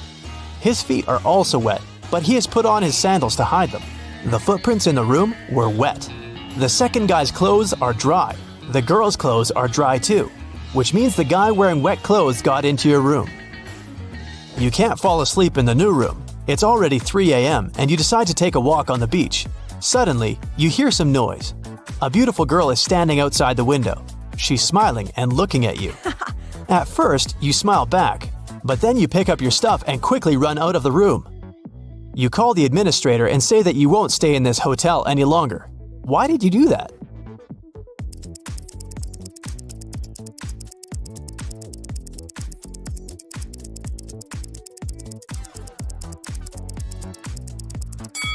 Your room is on the 10th floor. The girl looked at you outside the window, and you got scared. You can't sleep until morning and decide to leave this island. You sit on the sand and wait. A helicopter arrives and lowers a rope ladder.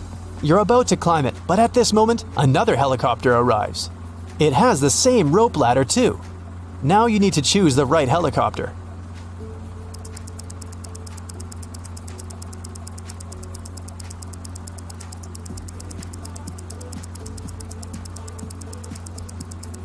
Take a closer look at the pilot of the first helicopter. It's an alien. You get into the second helicopter and fly away. The first one turned out to be a spaceship. Your vacation has come to an end, which means it's time to see what you've achieved. 0 to 4 points. Try to solve more logic puzzles and you'll be able to do better. Or maybe you just decided not to strain yourself too much and relax on this vacation. 5 to 8 points. Not bad. The party and the celebration atmosphere didn't dull your attentiveness and resourcefulness. But you can do better. 9 to 12 points. You were able to relax because you not only had fun, but also trained your brain. 13 to 15 points. You can quickly solve logic riddles and find a way out of any problematic situation. But don't forget to rest and relax your mind. Doris was having a beach vacation with her friend Teresa. One morning, the young women were sunbathing near the water. Teresa went to a cafe to get some lemonade while Doris went swimming.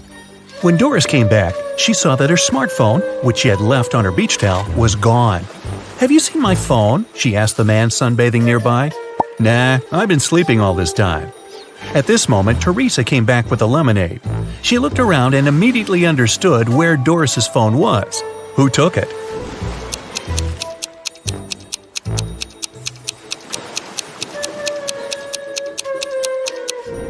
It was the man, all right. Before the incident, the spade was lying on his left. Now it's on the right. There's also a suspicious pile of sand near the spade now. The man must have hidden the phone in the sand, hoping to dig it out later. Terry invited his friend Alice, who was studying to become a police officer, to a party. It was organized by his friend Sean. Terry was worried there could be a thief at this party. Throughout the event, Alice was watching the guests attentively. At the end of the party, she told Terry who the thief was. Have you figured it out?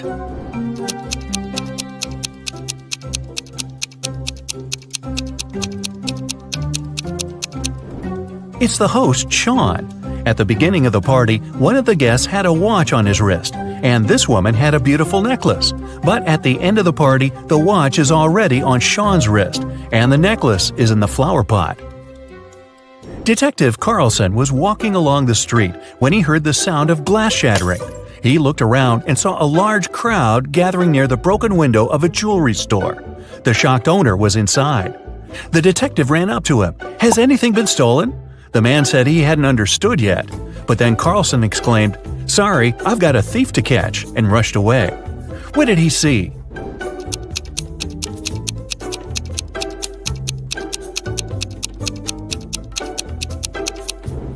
The store window was broken to distract everyone.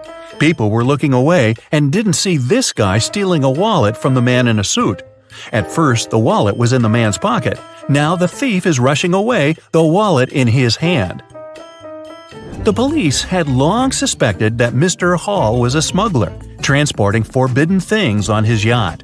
That day, they knew for sure the cargo they were looking for was on his vessel. Several police officers came with a search warrant to the marina where Mr. Hall's yacht was parked. They examined every nook and cranny of the yacht, but didn't find what they were looking for.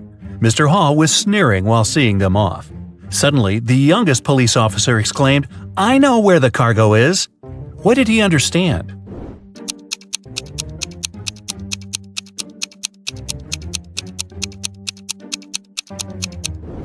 The cargo could only be underwater. Wrapped in a protective cover, it was tied to the anchor. Look at these guys carefully. One of them is not living alone. Who is it?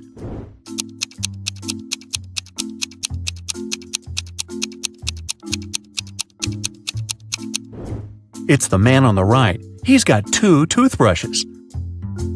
Austin, a rich businessman, brought very important documents to his office. But he had a meeting and needed to leave for several hours.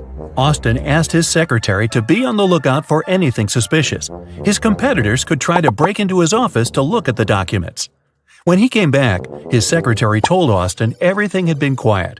But when the man looked around, he realized someone had been inside his office. The secretary eventually admitted having fallen asleep while Austin was away. How did the businessman understand someone had visited his office?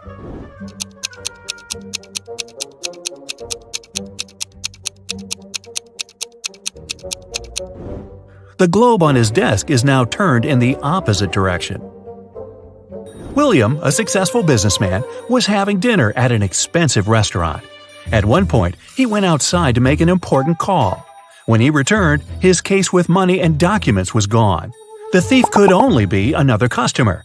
When the police arrived, they questioned everyone who was in the restaurant. Karen said she had been writing a new chapter of her book. Paul said he had been waiting in a line to get to the bathroom. Donna had already paid for her coffee and was putting on her coat. And Robert was having a video call with his girlfriend. It didn't take detectives long to figure out who the thief was. Do you know it?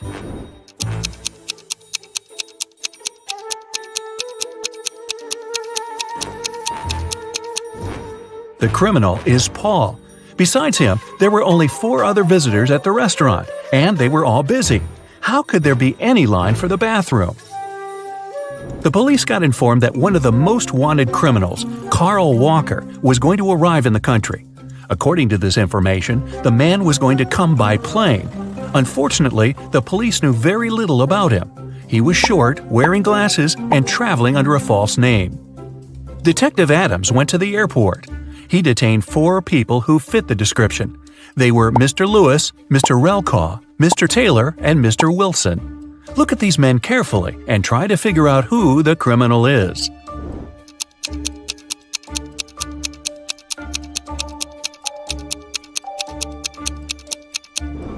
It's Mr. Relkaw. His last name is actually the criminal's last name, Walker, but with its letters reversed. A detective is looking for an important witness. Without them, she won't be able to solve a complicated case. The only thing she knows is that the witness is left-handed. Look at these people and help the detective choose the person she needs.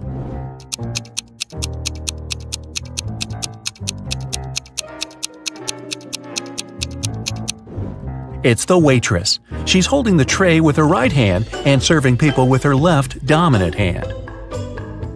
Look at these princesses and try to figure out which of them is the fake one.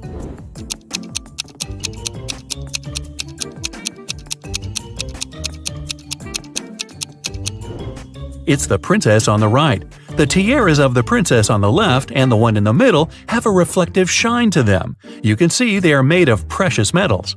But the ice princess's tiara doesn't shine. It's made of plastic. A businessman arrived at his office after a long trip. He discovered that some important documents had disappeared from his desk. He immediately called the police, and a detective arrived shortly after. After interviewing all the workers, he had a list with 3 suspects on it. They were Emma, the accountant, Sophia, the receptionist, and James, the sales manager. But all of these people claimed they hadn't been inside the businessman's office. It didn't take the detective long to figure out who was lying. Do you have any ideas?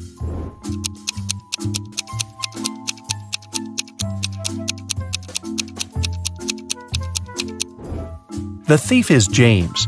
Both women wear high heels in the office, but the footprints on the floor are obviously left by a pair of sneakers.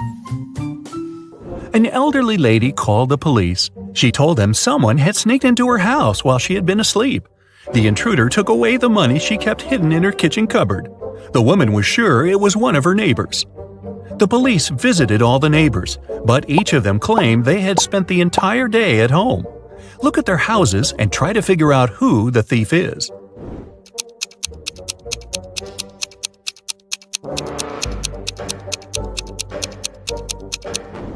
Rick is lying. He wasn't at home.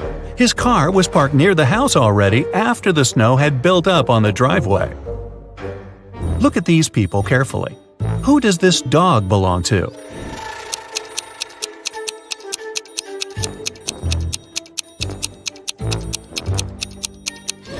The dog's owner is the guy in the middle. He's the only one who isn't trying to pet the animal. Can you figure out how many watermelons there are in this picture?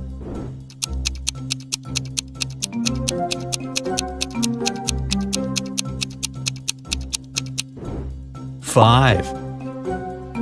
Gloria failed her math test. Luckily, her professor was an understanding woman. She offered a deal. If the girl cracked 3 riddles, she'd get a good mark. Of course, Gloria agreed. The first task was to figure out the answer to the equation. Can you do the same?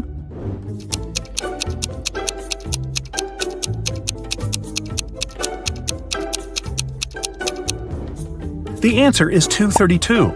Gloria didn't need much time to solve it and got the next puzzle. The student saw several numbers made up of matches. What should be the last number?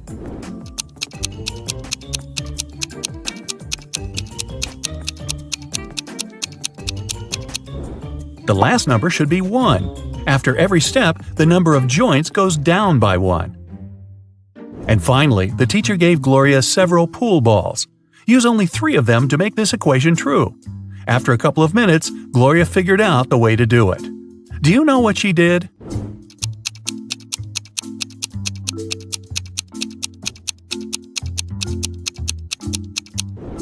The girl rotated 9 and got 6. After that, she took the balls with numbers 13, 11, and 6 and got 30. Gloria's quick wit helped her, and she passed the test. You're trapped in a room with no doors or windows. All of a sudden, the room starts filling with water. You check everywhere, but can't find any way to turn it off. You know that help is on the way, but it's still at least 5 minutes until their arrival. You only have 2 minutes. After that, the entire room will be flooded. Obviously, you can't hold your breath for 3 minutes. You've got 3 objects, but only one of them can save your life. What should you choose? A straw, a rope, or an empty bucket?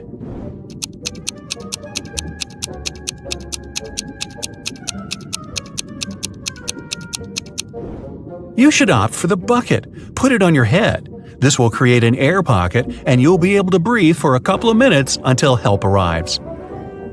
You've got lost in a desert. It's already dark, but bright moonlight illuminates the surroundings.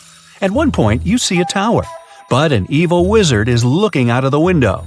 He tells you, "If you want to save your life, solve my riddle. You need to figure out the height of this tower." You look around and see nothing but several fallen tree branches. There's also a watch on your wrist and your own shadow. What can you use to figure out how high the tower is?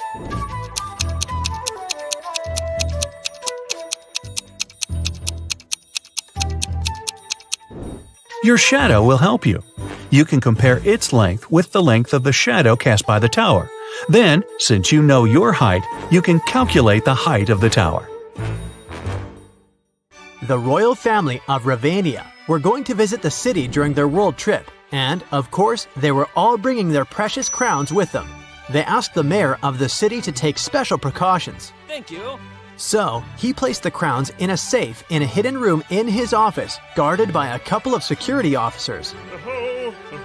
However, the next morning, when the mayor came to check on the crowns to report to the royal family that they were safe, he started panicking. Can you guess why?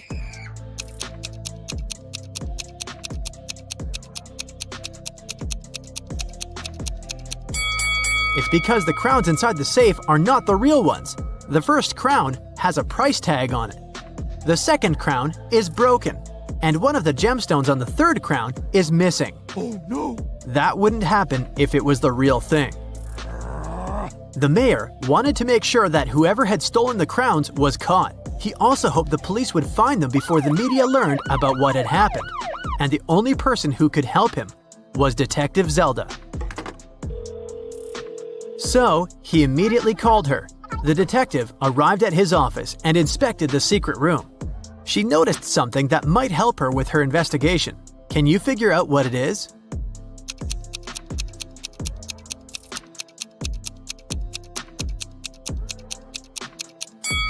There's a piece of paper under one of the fake crowns. The thief left a note. Detective Zelda read it. Dear Mayor, I'm very disappointed in you. This accident has proved how inept you are at providing comfort and security for your guests, as well as your citizens. I believe I can be convinced to give the crowns back if you pay me a large, and I mean it, sum of money. Mark my words and count on what I say in my letter on this matter. Here is my contact number. 19.1-1.3-19.4-1.2 and 13.3-1.2-6.3-9.1. Yours truly, the Riddling Man. What can you make of this number?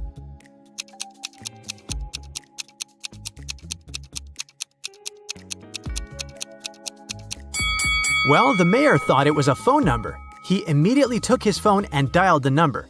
But, just as Detective Zelda suspected, no one answered. In one of the last sentences of his letter, the Riddling Man underlined mark, words, count, and letter. That must be a hint. The number before the dot indicates which word you should look for in the note, and the number after the dot tells you which letter you need in that word. For example, 19.1 means you need to find the 19th word, which is comfort. The letter you need is the first one, which is C. When you do that for every number, you'll get Cafe West. Before Detective Zelda left for the cafe, she decided to check the security camera footage recorded at night. The mayor took her to the surveillance room. There were 3 different monitors, each showing the room from different angles. Detective Zelda realized only one of them was still recording live. The other 2 were showing fake images. Which recording is real and why?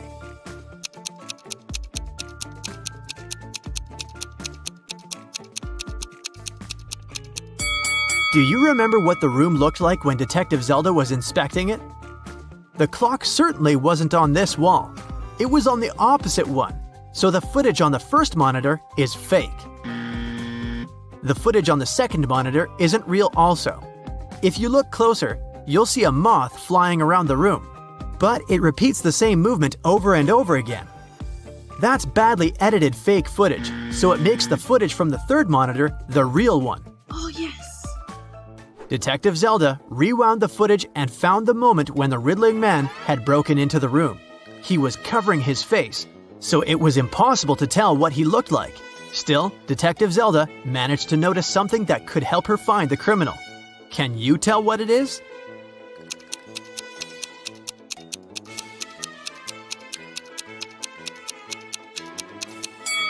If you look at the lower left corner, you'll see someone walk into the room and leave it quickly while the Riddling Man is stealing the crowns. Could that mean that the riddling man has a partner? To find that out, Detective Zelda questioned all the security guards who had been working the night shift. The first guard, George, said that he'd been keeping watch in front of the door. The only time he left his place was when he took a short bathroom break. The second guard, Joe, said he'd been standing in front of the door to the mayor's office all night, and the only person who took a break was George. The third guard, Brian, said he'd been right there by the door as well. Detective Zelda knew only one of them was telling the truth, and the other two were lying. Who is the liar?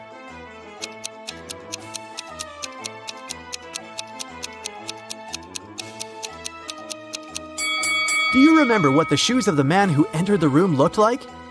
White sneakers, and that's what Brian is wearing. So he's lying. And since Joe didn't mention that Brian had left his place, he's a liar too. George is the only one who's telling the truth. Ciao. Brian and Joe immediately started begging Zelda. "We can't end up in jail. We promised we didn't steal anything. You have to believe us," Detective Zelda asked. "Then why did you lie?" They said that they had heard some noise coming from the room while George was away. They decided that Brian would check the room and Joe would keep watch. When Brian saw someone in the room, he got scared and ran out of there. He told Joe that he would rather lose his job than have something bad happen to him. As for Joe, he lied because Brian was his best friend, and he didn't want him to get fired. And since they never saw anyone enter or exit the room, they thought they were imagining things. After all, they were very tired.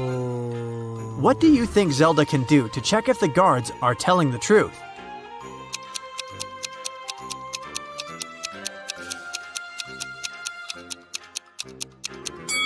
She can check the surveillance footage of the street outside the building to confirm that nobody entered or left. When Zelda couldn't see anyone even walk across the street, she came to the conclusion that Brian and Joe were telling the truth. The detective decided to check the secret room once again to figure out how the riddling man had gotten inside. Sometime later, she managed to spot another hidden door. Can you see it too?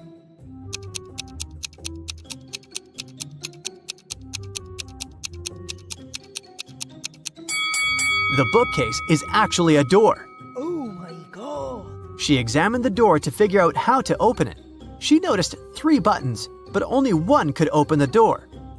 If Zelda pressed the wrong button, the door would get locked for good, and she would not be able to figure out where it led. Which button should she press?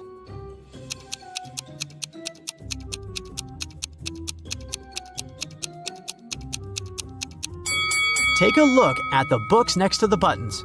One of the titles is meaningless, while the others make sense.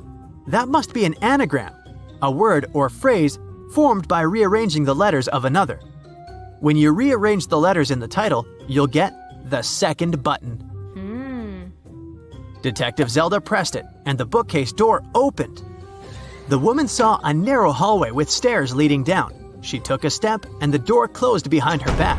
She tried to force it open, but it wouldn't move. The only thing she could do was go down the stairs.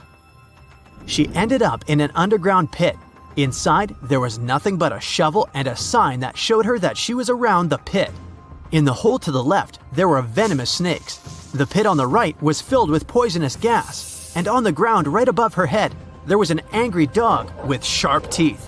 What should she do?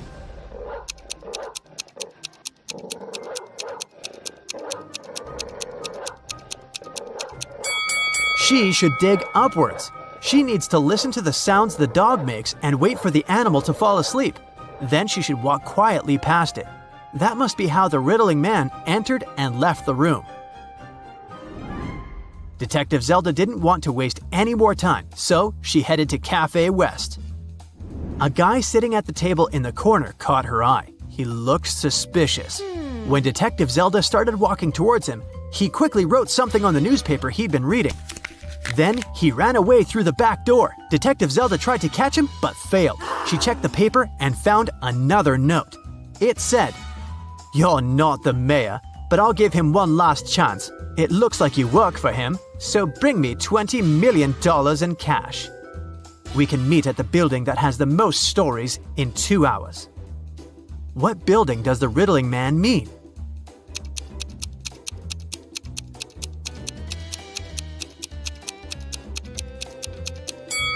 The library.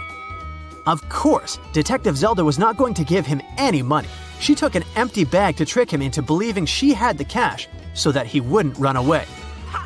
She went to the library. When she entered, she saw the riddling man wearing the same sunglasses and coat. He was waiting for her in the riddle and puzzle books section. Then, suddenly, someone accidentally pushed the woman. She dropped her bag. It fell on the floor and opened. The riddling man saw it was empty and understood that this was just a plan to catch him. He ran away. But he dropped something while escaping. It was a library book, and there was a library card inside. It had 3 different addresses of 3 different people who had borrowed the book before. Zelda immediately realized which was the riddling man's address. How did she figure it out?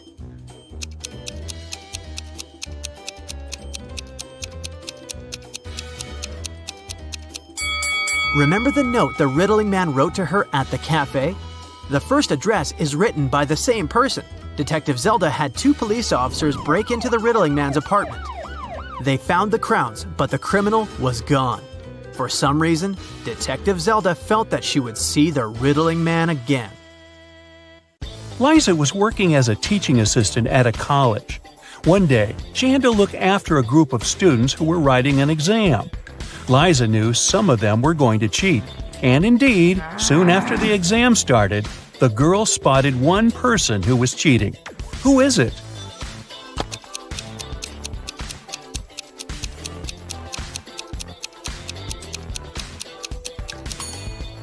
It's the guy in the back of the classroom. He's got the answers written on his ruler.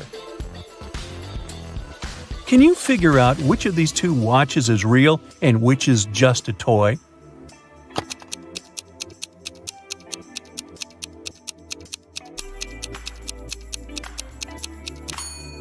The watch on the left is a toy. Look at its minute hand. It's too long and won't be able to pass all the way around the watch face. In a small village, there were 4 people who were suspected of being werewolves. One night, the village held a meeting to decide which of them was the monster. Here is what the suspects look like. This person has long, sharp fingernails and is known for being able to run extremely fast. This person has long, sharp teeth and is known for being able to see in the dark. This person has wild, unkempt hair and is known for being able to jump high. And this person has a deep growling voice and is known for being able to smell things from far away. Can you figure out which of them is the werewolf?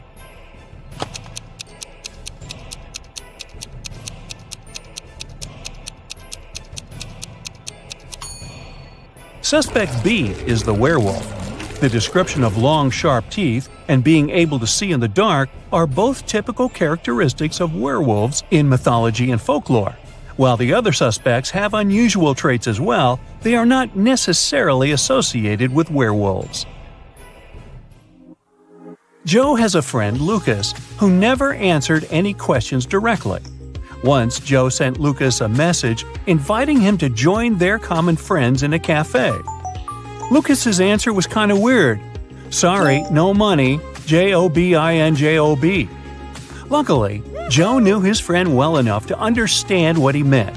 But can you figure it out?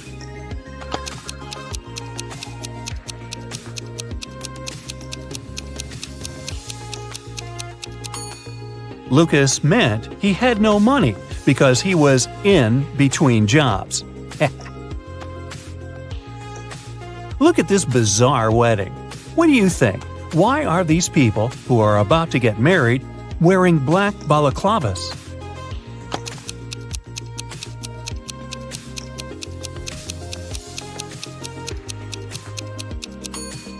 Look, there are cameras on the walls. This couple must be hiding their identities. 3 friends went for a walk in a forest. People said a wizard lived there, and he wasn't a kind, friendly person. But our guys didn't believe these rumors. Everyone knows magic doesn't exist. Suddenly, a wall of fire blocked their way. Look at the things the friends have and try to figure out what they can use to put the fire out.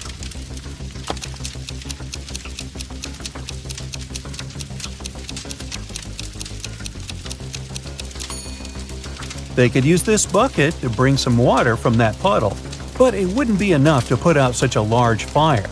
This hose is useless, there's nothing to attach it to.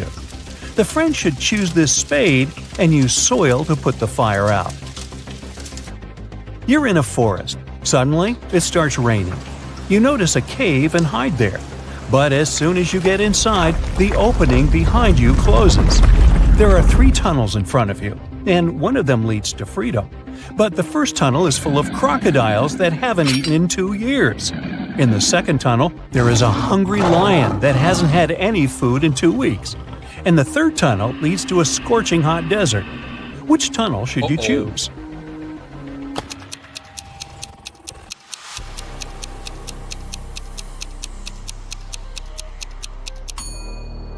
You should wait until the desert cools down at night and follow the third tunnel.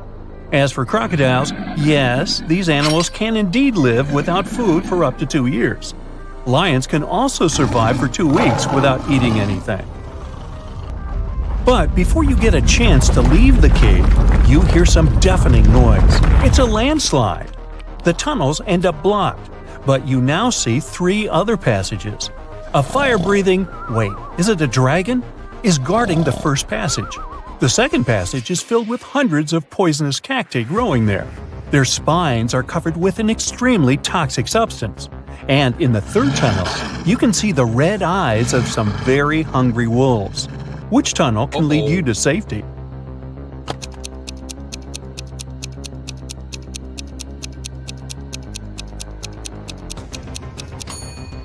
You should choose the tunnel with the cacti. At least they can't move. And if you're careful, you'll be able to walk around the cacti without touching their spines. One morning, Donna came to the office and found a box of chocolates on her desk. There was also a strange note. Can you help Donna understand who presented her the sweets?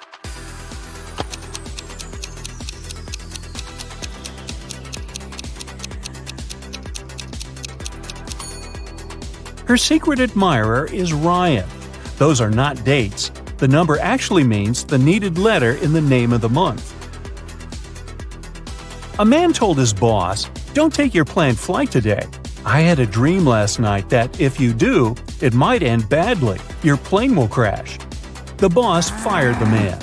Can you figure out why?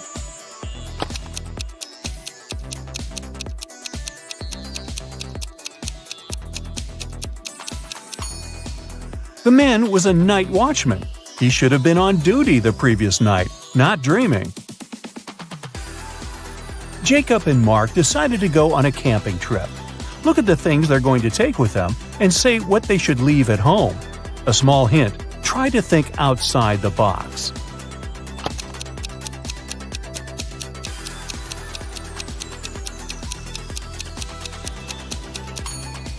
Look, a tent, game, rice, lamp. All of these words consist of 4 letters. But a chair? This word has 5 letters. The friends should leave it at home. Now, you're tied up on some railroad tracks and can't wriggle free. There's a train heading your way and it doesn't look like it's stopping. Oh well, if you stretch your arms out, you can just reach a lighter, a small pocket razor, and a can of oil. Which can you use to escape?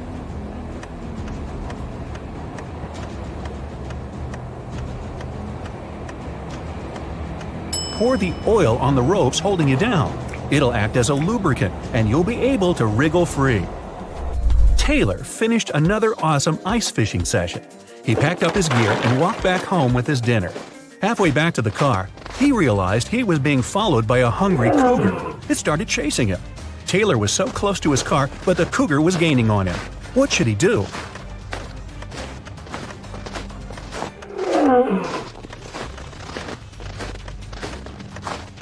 He should fling the fish to the side to distract the cougar. Then he should ditch all his gear. It's just slowing him down. That way, he's got a chance of making it to the car before he turns into cougar chow. Well, you find yourself in a pitch-black room.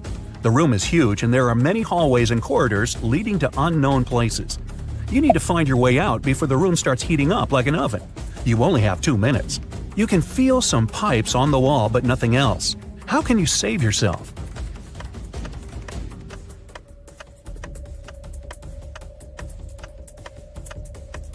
When the pipes start heating up, they'll probably turn red. It'll already be super hot by then, but you'll have just enough time to figure out the layout of the room and find a way to escape. Angela decided to go for a nice walk in the forest. About an hour in, she tripped and spilled all her water. No problem. Right in front of her was a tiny lake, and close by a small stream and a cactus. Which one should you use to get herself a refreshing drink of water?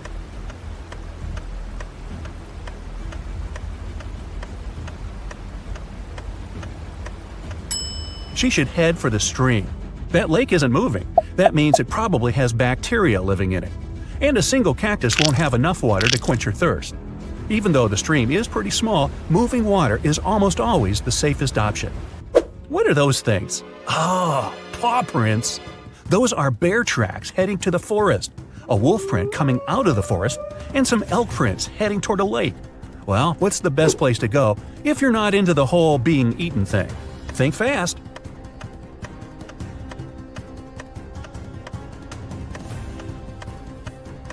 The bear going into the forest probably scared that large dog off. Oh, you thought those were wolf prints? Not likely. Wolves mostly travel in packs. The bear is most likely chasing the elk, so they'll both end up at the lake. That means the forest's safe for now.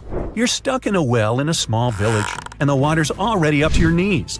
There's a rope leading to the mouth of the well, but it's definitely not strong enough to hold you. You look around and find a bucket, some clothing, and a lighter. How do you escape?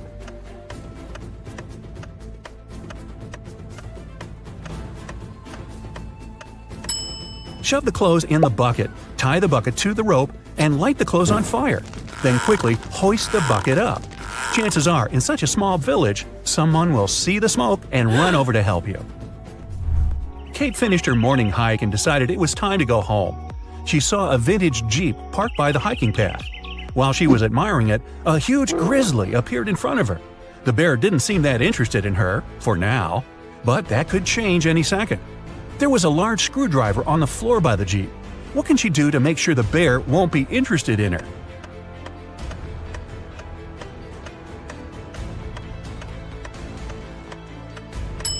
She can puncture the gas tank with the screwdriver and douse herself in gasoline. That way, the bear wouldn't be so interested in her scent. Eric was out camping and he needed some light to see in the dark. He reached into his tent, but his flashlight wasn't working for some reason, and his phone only had 10% battery. He looked around and saw a bottle of water, an empty sandwich bag, his hiking boots, and a pillow. What can he do to make more light?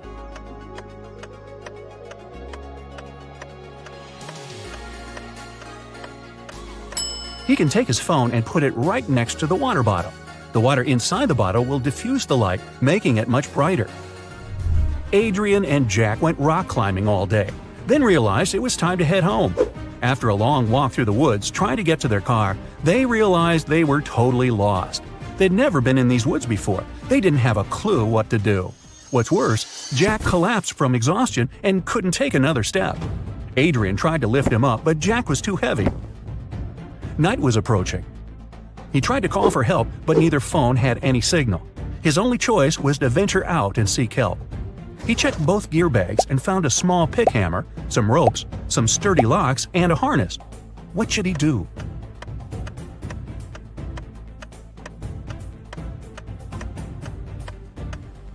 Adrian should put on the harness and tie all the ropes together to make one huge long one. Then he should tie one end to Jack and one end to his harness. That way, if he got lost in the woods, he'd be able to find his way back to Jack. That's one long rope. He knows that an old witch lives in this spooky old house. Nobody really wants to meet her. Mary is in this house right now, but she seems to be alone. How come?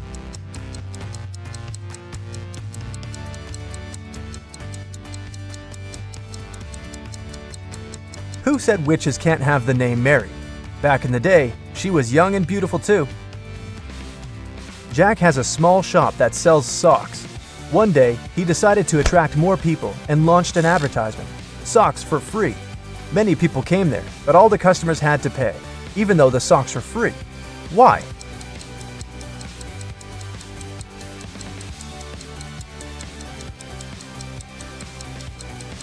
Jack would only give the left sock to his customers. They looked nice and people wanted to buy it. Who needs only one sock after all? A man was driving his car all the way from New York to LA. At the end of the trip, he discovered that one of his car's tires had been punctured from the very beginning. Still, he reached his destination successfully. How is it possible?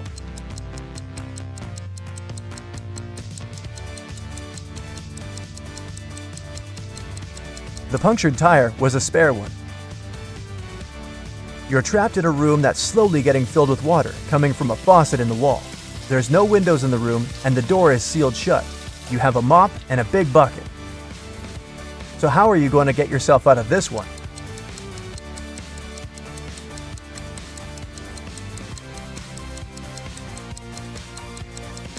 Come on, just turn the faucet off. Now it's better. There are 5 girls in the room.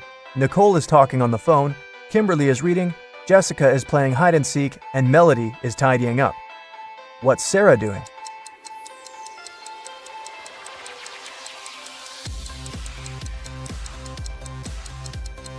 Sarah is playing hide and seek with Jessica. 5, 6, 7. 5, 6. Which number is missing? A small hint. It's not 7. You have 7 seconds to do the math.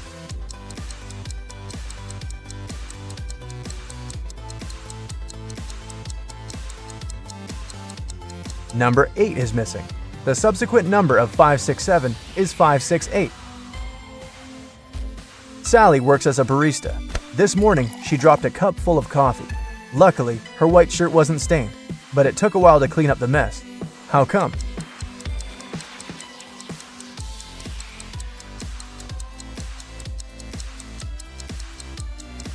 There were coffee beans in the cup. They ended up right under the counter. Imagine you've just entered a pitch-black room. There's an oil lamp, a newspaper, and some kindling wood inside the room. You only have one match. You have to make a tough choice. What to light first?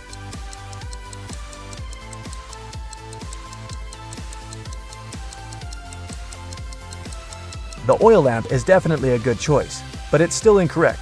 First of all, you'll need to light the match.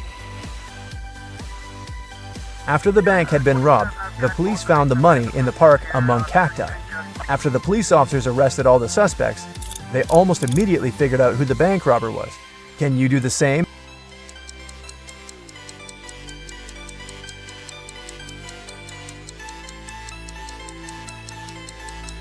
This guy on the left has scratches left by cacti all over his body. There are 6 glasses in a row on the table. The first 3 are filled with orange juice, and the other 3 are empty. Your task is to make full and empty glasses alternate by moving just one glass. How can you do it?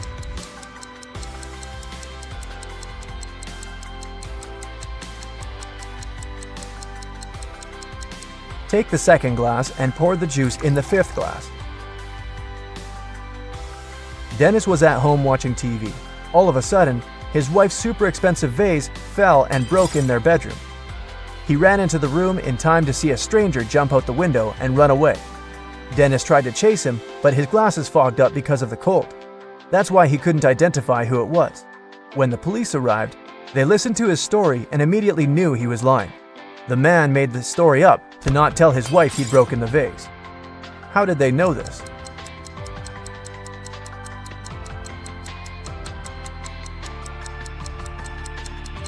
Anyone who wears glasses know they don't fog up when you go from a warm room to the cold outdoors.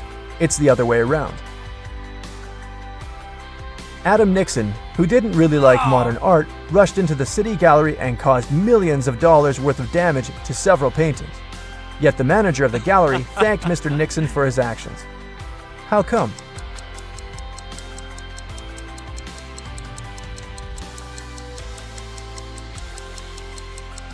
Adam was a firefighter. The water from his hose damaged several masterpieces, but he still managed to extinguish the fire and saved many more exhibits. Theodore came from New York to his hometown, Chicago, to spend a week with his father. 3 days later, the father called the police and said his son had poisoned himself. The police examined Theodore's things to check if there was anything suspicious. After that, they took the father to the police station for further interrogation. What seemed suspicious to them?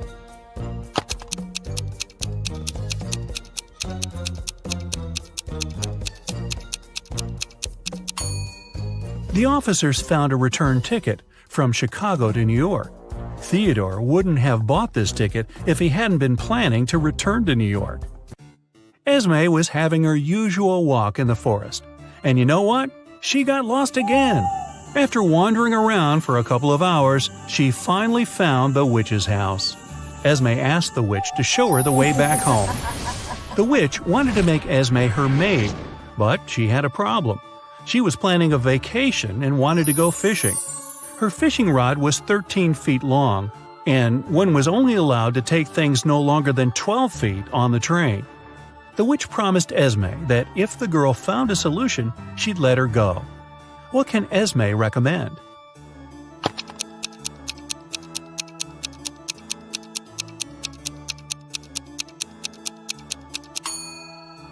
Esme was very good at geometry. She advised the witch to put the rod in a 12 by 5 foot box. Diagonally, it fit perfectly. On a Sunday evening, Mrs. Collins was having tea at her friend's house. Her friend suddenly said that she had seen one of Mrs. Collins' daughters in the mall that day. Mrs. Collins got angry because all of the girls were grounded. She asked which daughter it was, but her friend couldn't tell. She wasn't wearing her glasses when she was at the mall. When Mrs. Collins returned home, she asked the girls what they had been doing the whole day. Abigail said she'd spent the day reading. Brianna said she had stayed at school after classes to study a bit more. Charlotte said that she had been practicing for her upcoming piano concert. Who lied?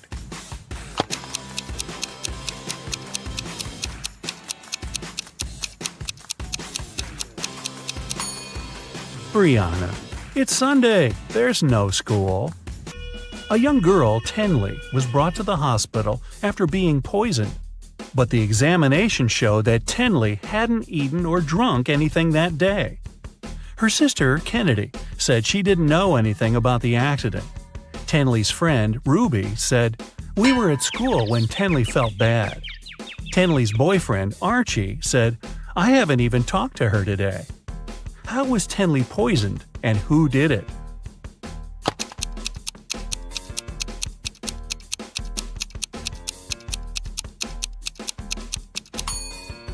The girl hasn't eaten anything, but she has some lipstick on. That's what contains poison. And the only person who had access to Tenley's room that day was her sister, Kennedy. There was a car accident in a tunnel. The police suspected that one of the drivers, Owen, had fallen asleep behind the wheel. But Owen denied it. "I just couldn't see well because of the rainstorm," he said.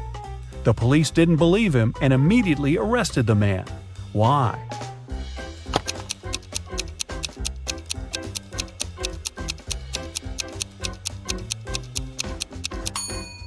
The accident happened in a tunnel. It couldn't rain there. Someone in the town was stealing cars. Every time a car disappeared, its owner would get a message from an anonymous number. In each message, there were 2 emojis that didn't make any sense. The police tracked the number, and the geolocation led to 3 houses. They questioned the owners, Mr. Walson, Mrs. Coleman, and Mr. Woolridge. Can you tell who the car thief is?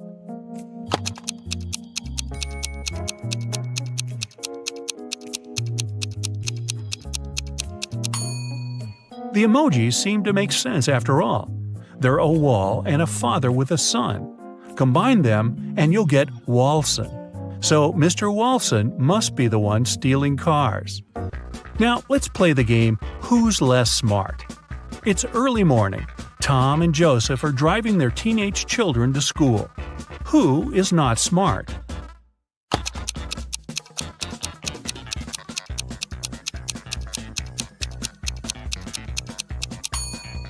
Joseph. His son is not in the car. His father has probably forgotten about the poor guy. Annie and Emma are volunteering in an animal shelter. Annie is feeding the cats, and Emma is washing the dogs. Who is not smart here?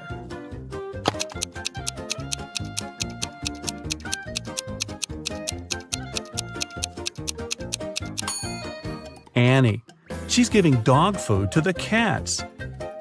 Logan and Anthony are both having job interviews at 4 p.m. Logan is packing some food, and Anthony is ironing his best suit. Who's not smart?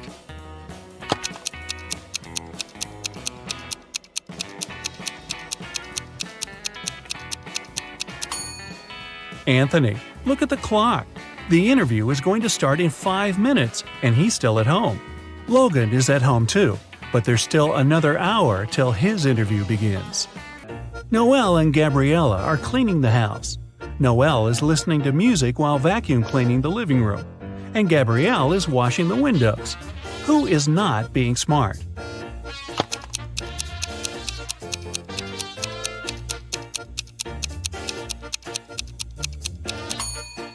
Noelle. The vacuum cleaner isn't plugged in. Ms. Lopez took her students to an art museum. Half an hour into the excursion, a worried museum worker approached the professor. He told Ms. Lopez one of the exhibits, a precious vase, had been damaged. The culprit could be no one else but one of the students. Only 3 of them came close to the vase, but who ruined it? Maria said, "After I looked at the vase, I noticed my makeup was smudged, so I went straight to the bathroom." Anthony said, "I didn't touch the exhibit. After looking at it, I went to the next room to see the dino skeleton." And Nathan said he had been following Ms. Lopez taking notes. One of these students is lying, but who?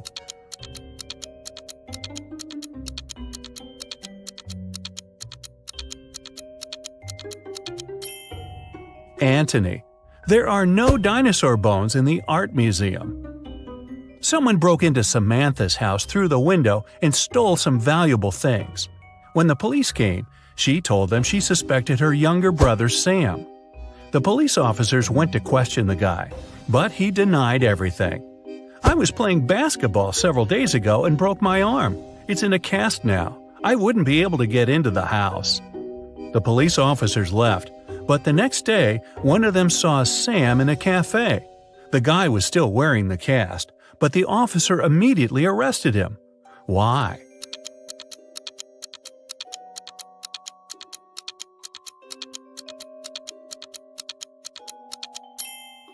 When the police visited Sam, the guy had the cast on his right arm. Now, it was on his left arm. Look at these 2 families having dinner. One is munching on pizzas with different yummy toppings. The other is having steaks and vegetables. Can you figure out which family is poorer?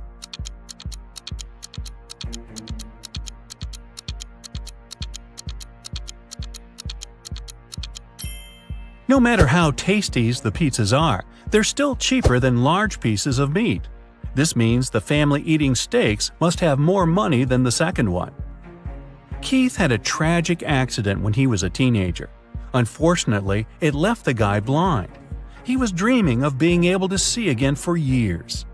One day, Keith was lucky to find a doctor who told him a special surgery could solve his problem. Keith agreed right away. The surgery went well, and the guy took a train to go home. His girlfriend accompanied him. The doctor told Keith he had to wait for at least 3 hours before taking the bandages off. Keith was so impatient and excited he could hardly wait for the time to be over. 3 hours later, they were still on the train. And even though his girlfriend was against this idea, the guy wouldn't listen. He slowly pulled off the bandages, and then he screamed and lost consciousness. Why?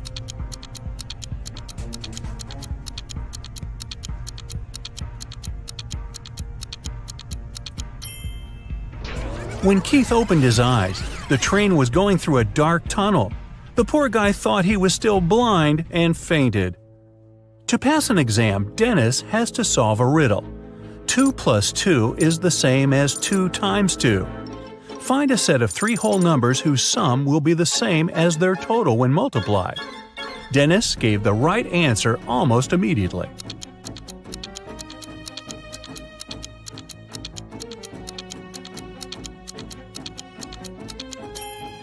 These numbers are 1, 2, and 3. Tyler was going to his friend's place in the evening when a stranger in a black mask caught him. The next thing the guy knew, he was in a large room, locked in a cage. There were 3 levers in the wall next to the cage. If he pulled the first lever, he would let hungry lions into the cage. The second lever would fill the cage with water, and the third lever would activate a special mechanism. It would make the top of the cage move down towards the bottom, crushing everyone and everything inside. Which lever should Tyler pull to survive?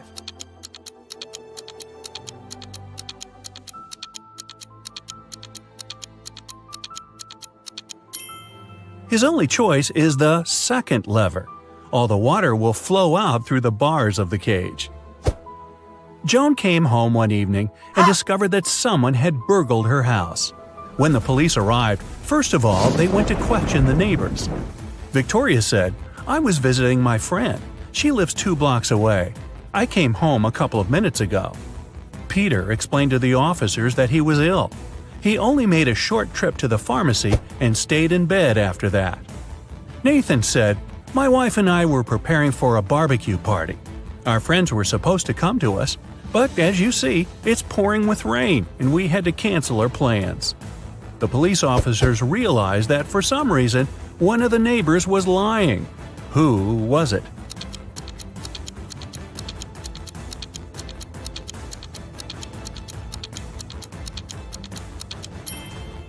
Victoria. It was raining, and she said she had just come home, but her hair, clothes, and the umbrella, which was standing near the door, were absolutely dry. Mason is a lifeguard. One day, a girl came up to him asking for help. She said someone had stolen her wallet, which she noticed when she was going to go and grab a soda pop. Mason checked the towel where the girl left her stuff, but the only thing he noticed were her own footprints. Is this girl lying to Mason?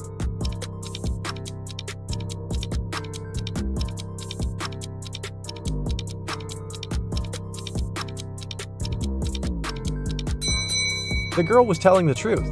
Mason had an eagle eye, and he saw a guy with a fishing rod. He must have stolen the girl's wallet. No one wants to go fish in the public beach. Robbers stole a few precious gems the other day. The police were alerted immediately, but they didn't know where to look for the thieves. Suddenly, they got an anonymous email. "Check all the bottles in the cars leaving the town. Best regards, Mr. X." At the end of the day, the officers stopped a car loaded with boxes and bottled water. The bottle bottoms were all covered with paint, so they thought the gems should be in one of them. The level of water was the same in all the bottles, but when one of the officers placed one of them right next to the box, he instantly realized something was off. What was it?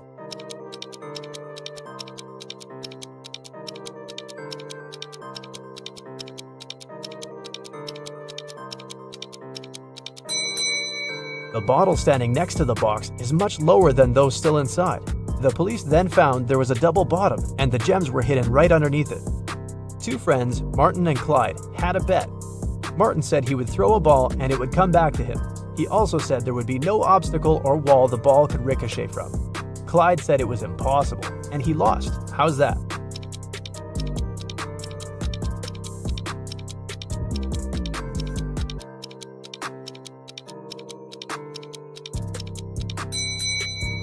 Martin threw the ball straight up.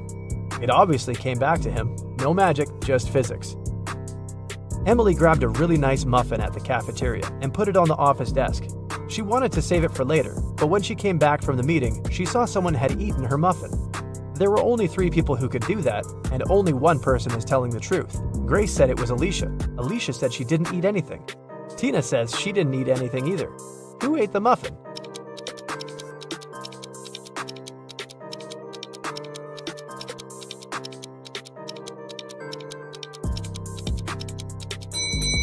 It was Tina. Only one person is telling the truth, and it's Alicia. If Grace or Tina told the truth, then there would be 2 truthful people, but Emily knew only one person wasn't lying. Patrick really wanted to come to a private party, but the security would ask each person if they knew the secret access code. Patrick decided to overhear their conversations. When the person came up to the entrance, the security said 6, and the guest said 3. Then the security said 10 to the second visitor, and the reply was 3 as well. The third visitor also said 3, but the security said 2. Patrick thought he was ready to join the best party in town. When he came up to the entrance, the guard said 7, and Patrick replied 3. The security didn't let him in. What should Patrick have said to get into that fancy party?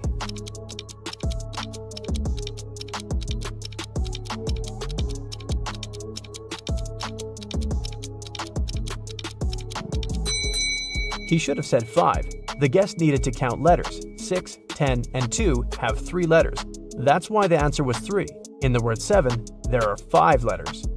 Ben loved diamonds. For some time, he would spend $5,000 a day on precious stones. At some point, he realized he had too many gems, so he started selling them at $3,000 a piece. Sometime later, he became a millionaire. How is that possible if he was obviously losing money?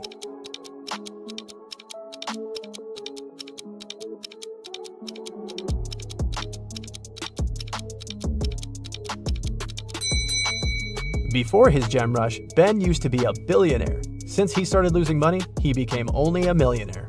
A vampire moved to a big city where nobody knew him to start a brand new life. Still, he just couldn't help it and started biting locals every single night.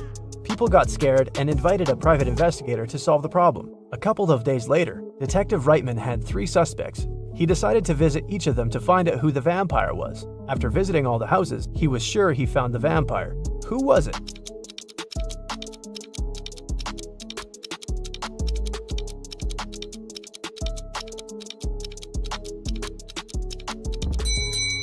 Well, the man on the left has loads of garlic in the kitchen, and vampires are scared of it. The second suspect had a lot of silver-plated accessories, earrings, piercings, and a chain. Vampires don't really like silver. The guy in the blue shirt is a vampire. Long ago, in the kingdom of Riddles, a criminal was caught. The guards took him to the king, who was famous for loving riddles. King Archibald said that if Harry, the criminal, managed to solve his riddle, he would set him free.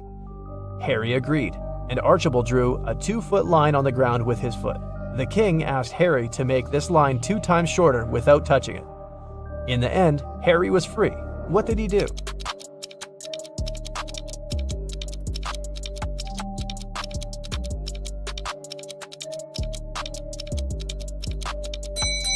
Harry drew a 4-foot line with his foot, so that the one the king drew got 2 times shorter. As soon as you open the door, you hear music. It's a waltz, and it's coming from the main hall. Several couples are dancing around in 18th century costumes. Yikes. You decide to try and blend in by hitting the dance floor yourself. Well, after a few seconds, you look around, and your face turns pale. These people are phantoms. How'd you figure it out? Look carefully at the details. You have 5 seconds.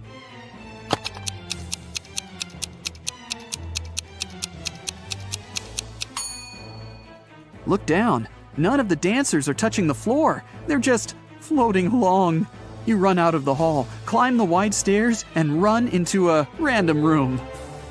You lock the door and breathe heavily. Oh, you're starting to have serious doubts about all this mystical stuff.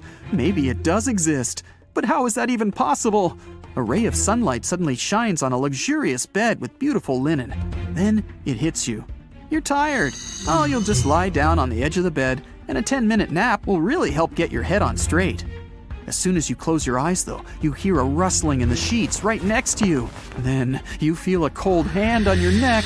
You keep your eyes sealed shut. You're way too afraid to open them, but you pinch yourself to make sure you're not dreaming. The fingers on your neck start squeezing ever so slightly. Oh, that's it. You bolt out of bed. As fast as you can, you whip out your phone and try to record the whatever it was. But there's nothing. Only an empty bed. Were you sleeping, or was it real? You noticed something. Phew. Oh, it's just a bad dream after all. What did you notice? I'll give you 6 seconds.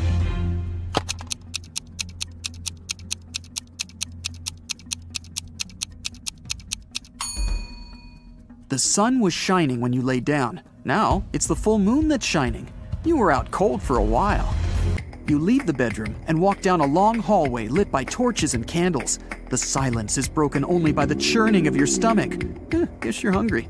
Well, there's a heavy wooden door in front of you, and it's open just a crack. The pleasant smell of food starts wafting its way into the hallway. You go in and find a huge table, decked out with real silverware and porcelain. Oh, the food looks delicious. There's caviar, lobster, fruits, vegetables, different meats, plenty of desserts. Several people are sitting around the table, and as you approach them, they turn around to look at you. They're all vampires! How did you know? I'll give you 5 seconds to figure it out.